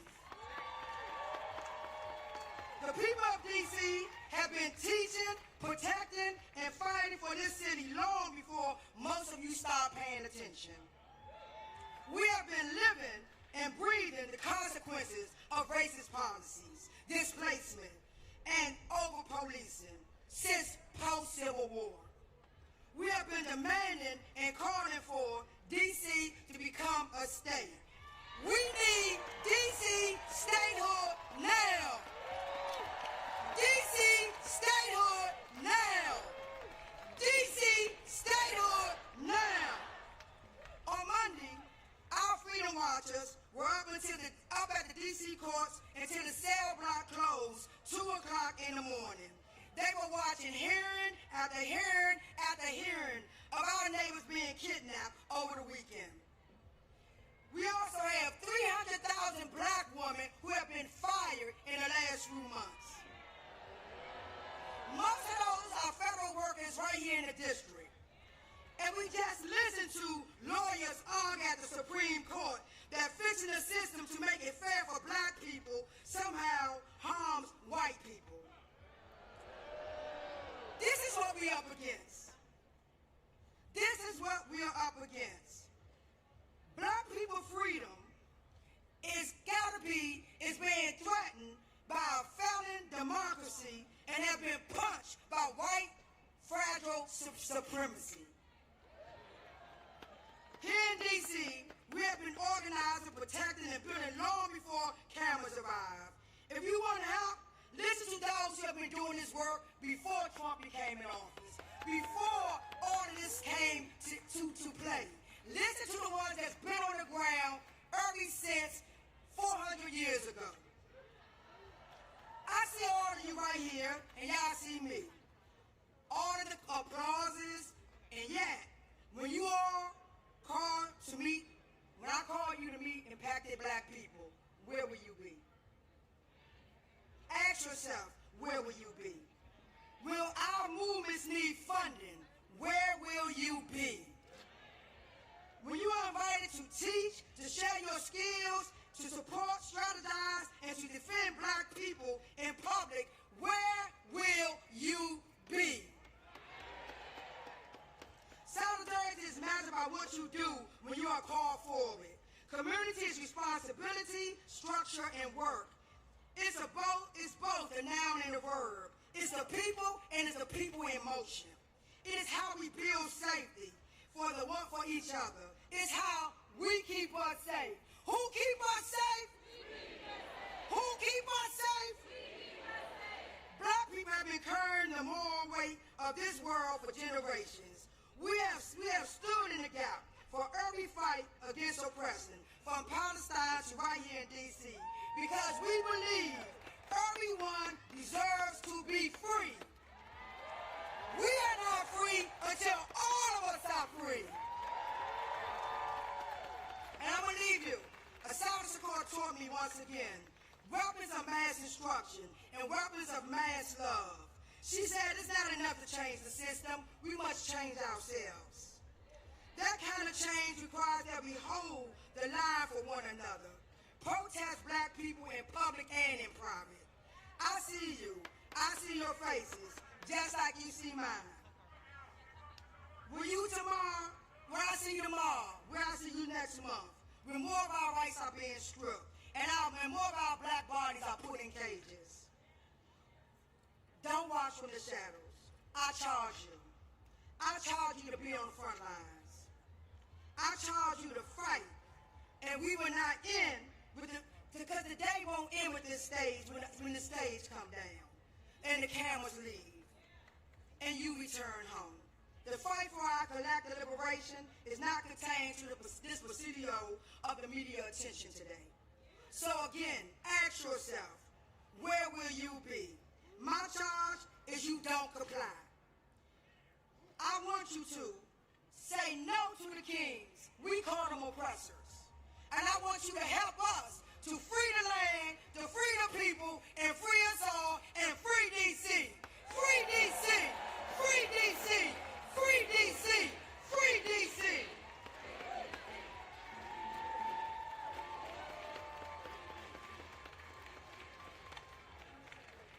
All right, my name is Kaya Chatterjee. Thank you so much, Nene. I am with Nene, one of the co-founders of Free DC and the executive director of Free DC.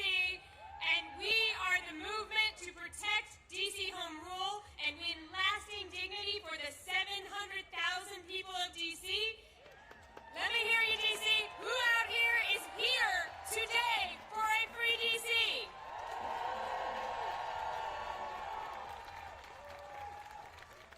So DC needs to be free because what we are doing here today, right now, would not be possible otherwise. This president wants to silence dissent. He wants to silence protest. He wants to do that everywhere, and we saw him try to do that this week. President Trump and his allies lied about this very event that we are attending right now. He tried to get us all to stay away from here. But did we do that? Our right to protest is important everywhere, really it is, but there is nowhere that it is more important than here, in the capital of the country. We know what authoritarian rulers do. Authoritarians, they try to prevent dissent in the capital. They want to control capitals. They have tried to control capitals through the history of time and space because controlling a capital is a way to control a nation and a way to prevent the transfer of power. This president is no different from those authoritarians, and we saw that on January 6th, right? We saw that. And this president started attacking DC again the day he took office again. Today, we are in our third month of military occupation by armed forces from multiple other states in DC. There are gangs of federal agents who are attacking our communities. And we've heard from so many people today that they've attacked our unhoused neighbors. They've attacked our immigrant neighbors. They've attacked black and brown neighbors. They've attacked our cultural institutions. They've attacked thousands of people who serve as federal workers. They've tried to take over our local police department. They put a disgraced Fox News host in charge of our local prosecutions. And on top of that, their allies in Congress are trying to pass dozens of bills, more than 24 budget riders that take away basic rights from the people who live in the capital of this country. This president is trying to instill fear among the people here. Exactly. We won't let him. We know better than that. We know better than that. We know what to do, right? We know what to do. The people of DC are joyful. If you could see what I see right now, you would see an amazing crowd all the way back to the White House full of joy. The people of DC are powerful. We are going to use that power. We have what it takes here in DC, not just to resist this tyrant, but to actually take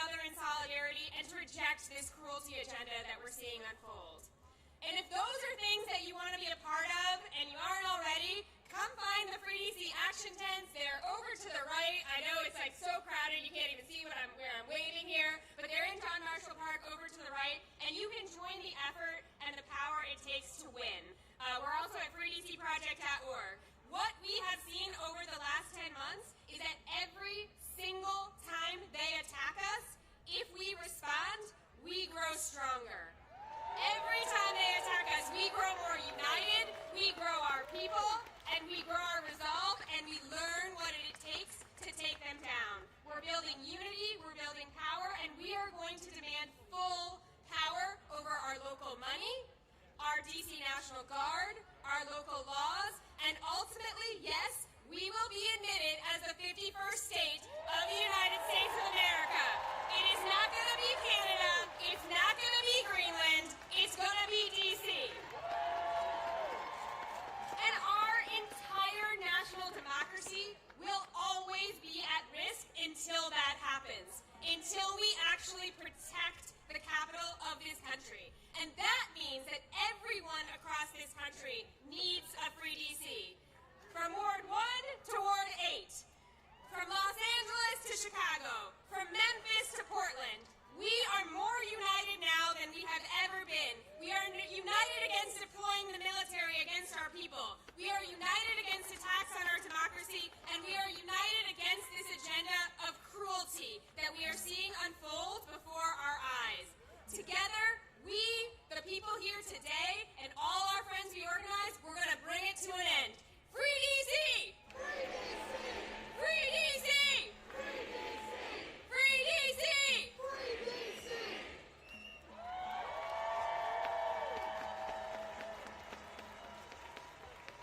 Washington, D.C., please welcome to the stage Leah Greenberg and Ezra Levin, co-founders of Indivisible.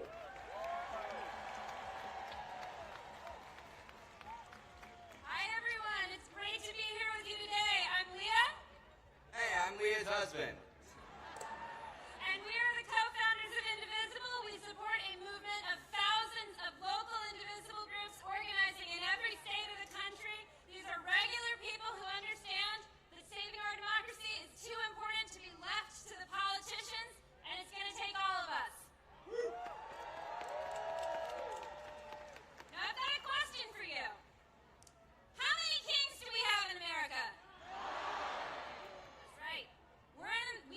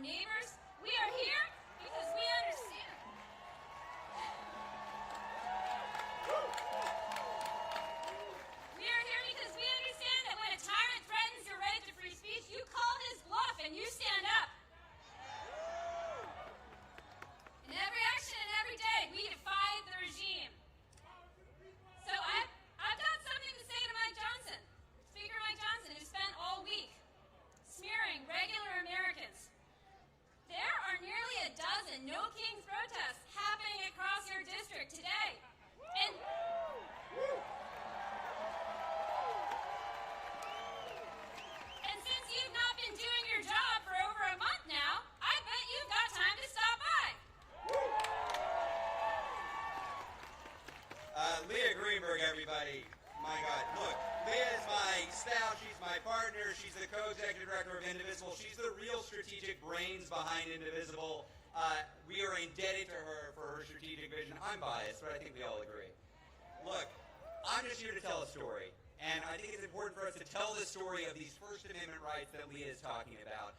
And this story I want to tell is about the first No Kings Day. Who here was at the first No Kings Day? Whoa. No, I don't think y'all were there. This was a quarter of a millennia ago. This was 250 years ago, 1775. They called it the Continental Congress. They didn't have the branding we did. But it was the first No Kings Day protest.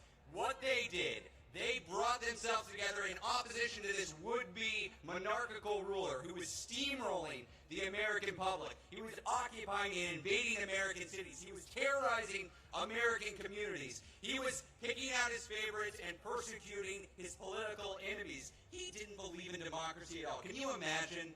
Can you imagine such a ruler over America?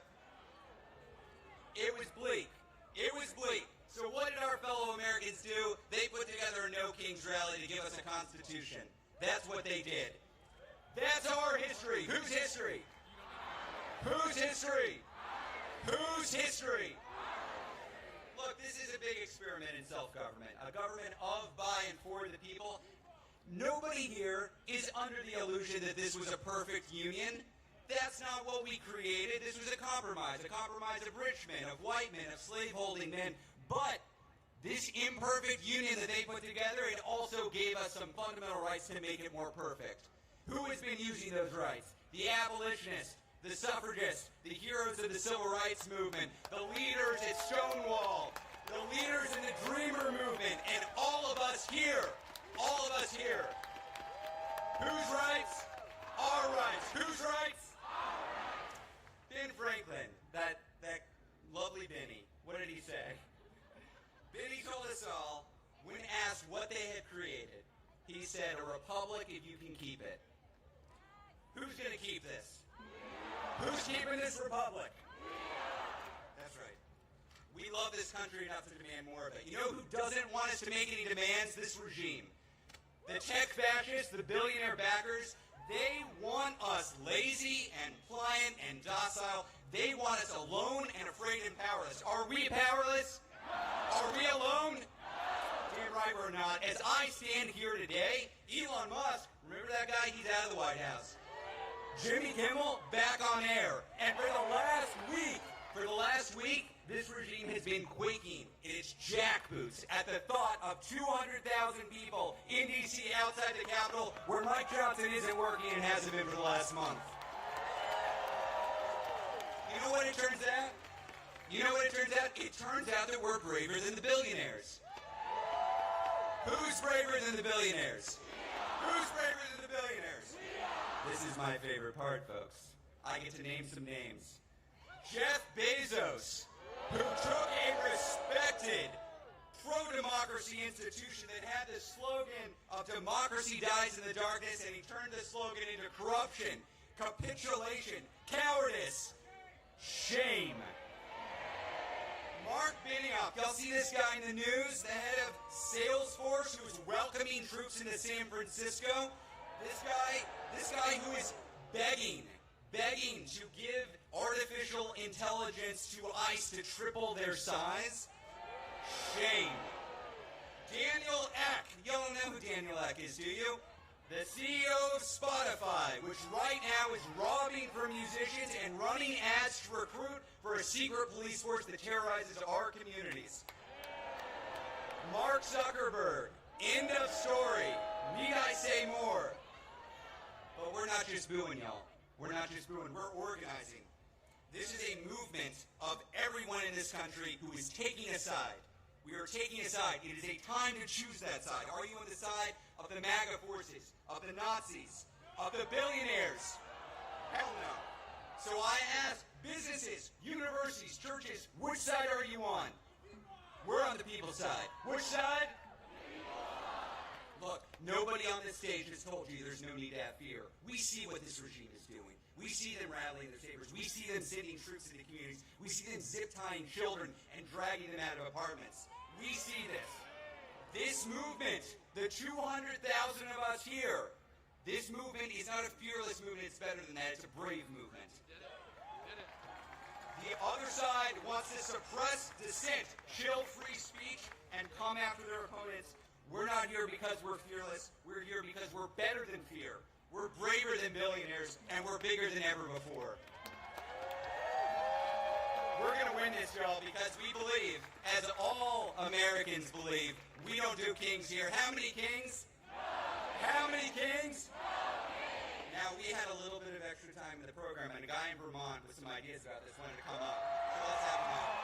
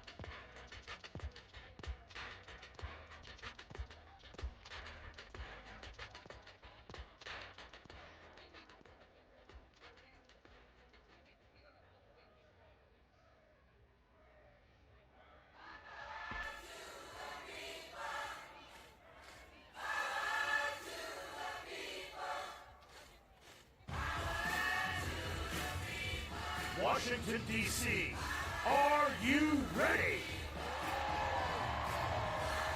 Here we go. Please welcome the senior senator from the great state of Vermont, the Honorable Bernie Sanders.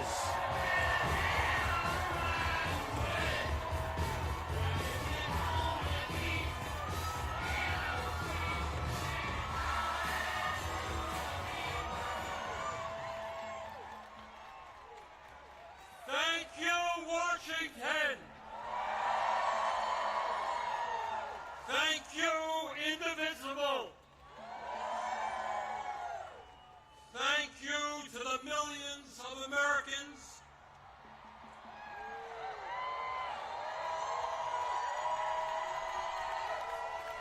from our smallest towns to our largest cities in every state in our country who are gathering today at thousands of rallies. Mike Johnson, the Republican Speaker of the House, called these rallies Hate America events. Boy, does he have it wrong. Millions of Americans are coming out today not because they hate America, we're here because we love America.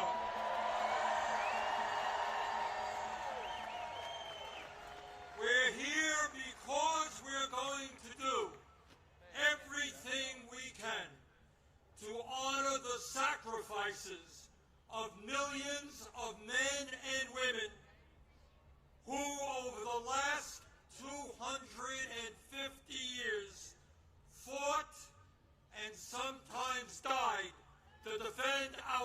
democracy, and our freedoms. In 1776, with extraordinary courage, the founders of our country announced to the world that they would no longer be ruled by the King of England. A king who had absolute power over their lives. They demanded freedom. And to bring that about, they fought a bloody war against the British Empire and the most powerful military in the world.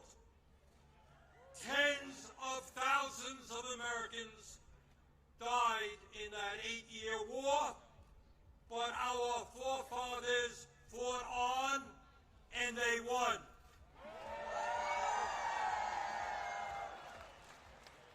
And in 1789, after winning that war, they did something extraordinary. They established the first democratic form of government in modern history. They said loudly and boldly to the entire world, no more kings. In America, they said, we the people will rule. And today,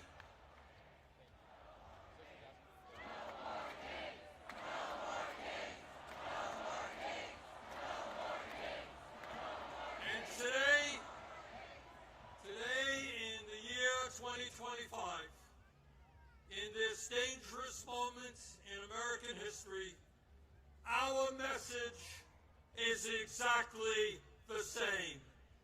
No, President Trump, we don't want you or any other king to rule us. Thank you very much, but we will maintain our democratic form of society. We will not move toward authoritarianism in America. We, the people, will rule.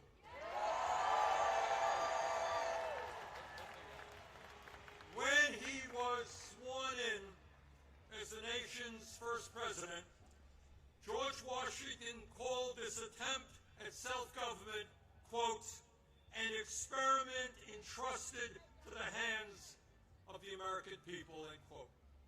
My fellow Americans, in an unprecedented way, that experiment is now in danger. It is in danger when we have a president who wants more and more power in his own hands and in the hands of his fellow oligarchs. It is in danger when we have a president who claims that peaceful protests in Portland, Oregon, or Chicago, Illinois, is an insurrection, and calls in the U.S. military, and then threatens to arrest the mayors and governors who resist them. It is in danger when we have masked agents working for ICE, breaking down doors, throwing people into vans without due process, and taking them to God knows where. It is in danger when we have a president who sues and intimidates the media, who wants no criticism of him and his policies, and who undermines the First Amendment of our Constitution, the very foundation of American democracy. Our country is in danger when we have a president who threatens to arrest or imprison political against him, including the Attorney General of New York State, a sitting U.S. Senator, and the Governor of California. It is in danger when we have a president who undermines freedom of thought and dissent at our colleges and universities, and who attacks law firms that oppose him in court. It is in danger when we have a president who threatens to impeach judges who rule against him. It is in danger when we have a president who ignores Congress, refuses to spend money that Congress appropriates, and takes away money from states who voted against him. It is in danger when we have a president who demands that states redraw congressional maps to ensure that his chosen candidates win future elections. It is in danger when we have a president who illegally fires tens of thousands of federal employees right here in Washington, D.C. and throughout our country, and rips up union contracts that workers have fought for and won. It is in danger when we have a president who grossly violates the Constitution by accepting gifts from foreign leaders, including a $400 million plane from the royal family of Qatar, and then allows that family to build an Air Force facility in Idaho. Let us be clear. This moment is not just about one man's greed, one man's corruption, or one man's contempt for the Constitution. This is about a handful of the wealthiest people on earth who, in their insatiable greed, have hijacked our economy and our political system in order to enrich themselves at the expense of working families throughout this country. Yes, yeah, I am talking about Elon Musk, Jeff Bezos, Mark Zuckerberg, and the other multi-billionaires who were sitting right behind Trump when he was inaugurated. Remember that?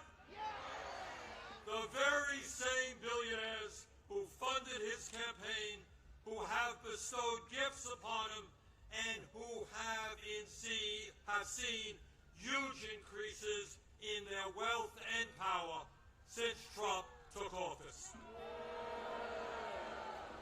Yeah, yes, I am talking about the insanity of one person, Mr. Musk, owning more wealth than the bottom 52% of American households. I'm talking about the incredible injustice of the top 1% in America now owning more wealth than the bottom 93%. I'm talking about the richest people in America becoming much, much richer, while 60% of our people live paycheck to paycheck, struggling every day to pay their rent and mortgages, pay for child care and education, pay for their health care and prescription drugs, afford decent quality food for their kids, and maybe, just maybe, put aside a few bucks for their retirements. I am talking about our nation, the richest country in the history of the world, having the highest rate of childhood and senior poverty of almost any major country on earth. I am talking about our great nation having 85 million Americans uninsured or underinsured, and 800,000 people who are homeless, including people a few blocks from here. All the while Mr. Musk is on his way to becoming a trillionaire. I'm talking about the incredible danger of the richest people in this country pouring hundreds of billions of dollars into artificial intelligence and robotics, which in the next decade will decimate tens of millions of jobs for the American working class.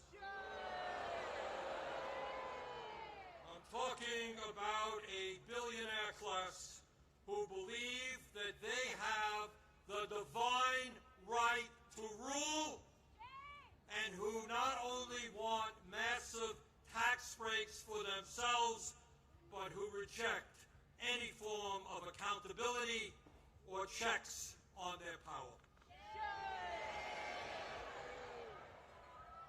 My fellow Americans, we rejected the divine right of kings in the 1770s. We will not accept the divine right of oligarchs today.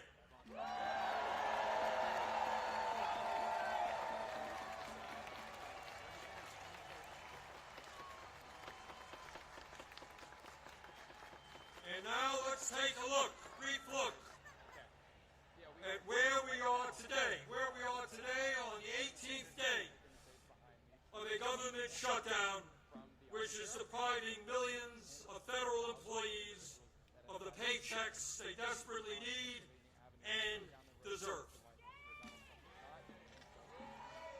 Let me cut to the chase and tell you exactly what this shutdown is all about. As a result of Trump's big, beautiful, disgraceful bill, which made massive cuts to Medicaid and the Affordable Care Act, 15 million low-income and working-class Americans are going to lose the health care they desperately need to stay alive. My friends, studies suggest that when you throw those 15 million people off of the health care they presently have, 50,000 of them will die unnecessarily every single year. 50,000 Americans will die unnecessarily every single year. But that's not all. As a result of that same terrible piece of legislation, over 20 million Americans are going to see on average a doubling of their health insurance premiums through the Affordable Care Act. In my state of Vermont just the other day, people received notices from insurance companies that their health care premiums in some cases would triple or quadruple. And that is going on all over the country. At a time when we already pay, by far, the highest prices in the world for health care, millions of Americans are going to see outrageous increases in their health care premiums, which they cannot afford. Why is that happening? Why are the Republicans making a broken healthcare system, a dysfunctional healthcare system, even worse? Why are they bringing our healthcare system to the verge of collapse? We all know the answer. We all know the answer. It was to give to Mr. Musk, Mr. Bezos, Mr. Zuckerberg, Mr. Ellison, and the rest of the 1%. $1 trillion in cuts to Medicaid, and the ACA $1 trillion in tax breaks for the 1%. That, my fellow Americans, is what this shutdown is all about. And let me be as clear as I can be. No, I will not vote for a budget that throws 15 million Americans off their health care.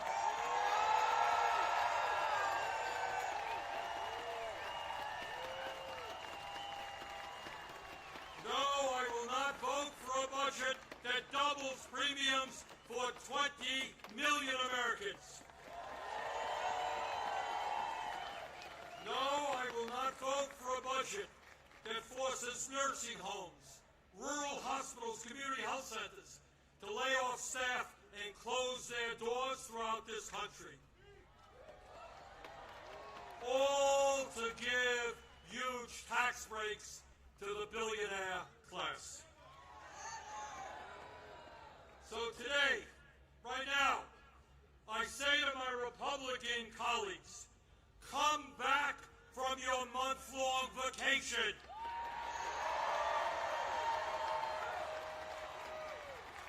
Start negotiating and do not allow the American healthcare system to be destroyed. End this shutdown.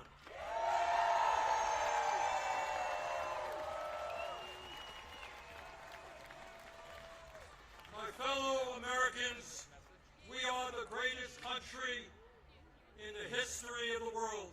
And when we stand together and don't allow demagogues to divide us up, there is nothing that we cannot accomplish. Yes, yes, we can create a vibrant democracy by ending Citizens United and not allowing billionaires to buy elections.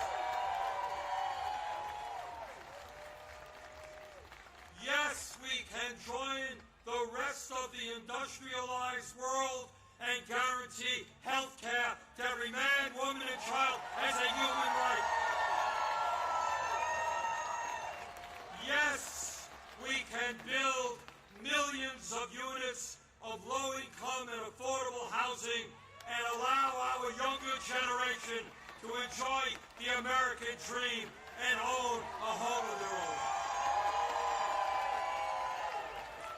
Yes, we can make public colleges and universities tuition-free and have the best child care and public school system in the entire world. Yes, we can expand Social Security so that every senior in our country can retire with dignity. Yes, we can raise the minimum wage to a living wage and guarantee every worker the right to join a union. Yes, we can lead the world in transforming our energy system away from fossil fuels and create millions of good jobs as we save the planet. Yes, we can guarantee that every woman in this country has the right to control her own body.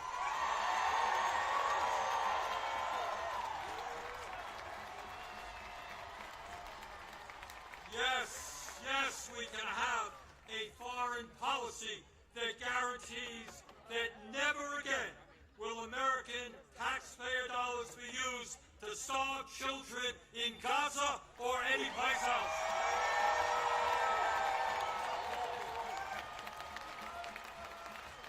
And now let me raise a question that I've been asked over and over again. You know, Bernie, great idea. ideas, but how are you going to pay for them?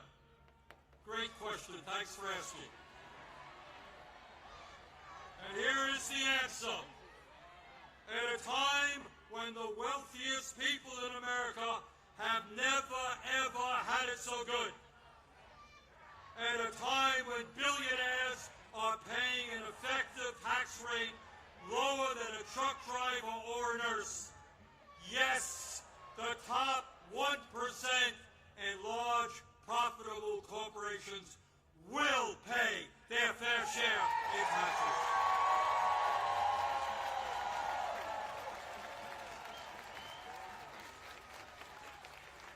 My fellow Americans, the establishment, including the corporate media and many of my colleagues in Congress, want you to believe that you are powerless. They want you to believe that you cannot change the status quo. But that is a lie. Throughout the history of our country, when Americans have stood up and fought for justice, they have prevailed.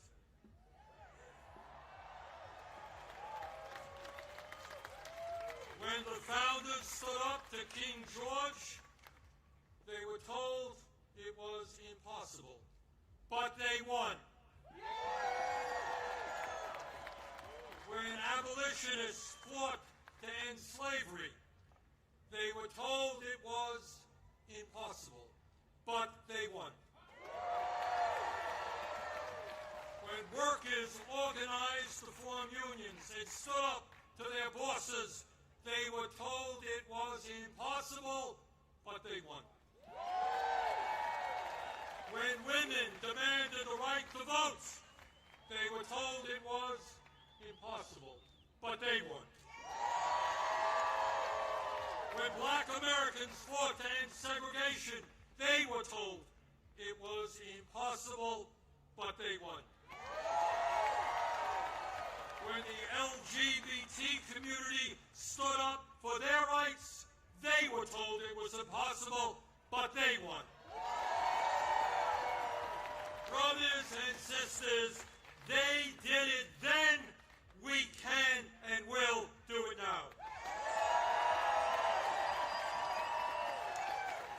And how do I know that we will succeed? Take a look at this huge crowd right here in our nation's capital.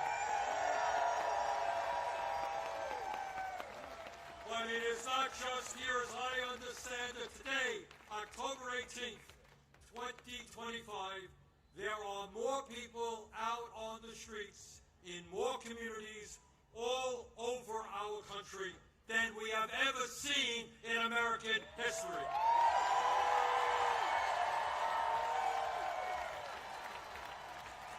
Brothers and sisters, this is not the end. This is just the beginning.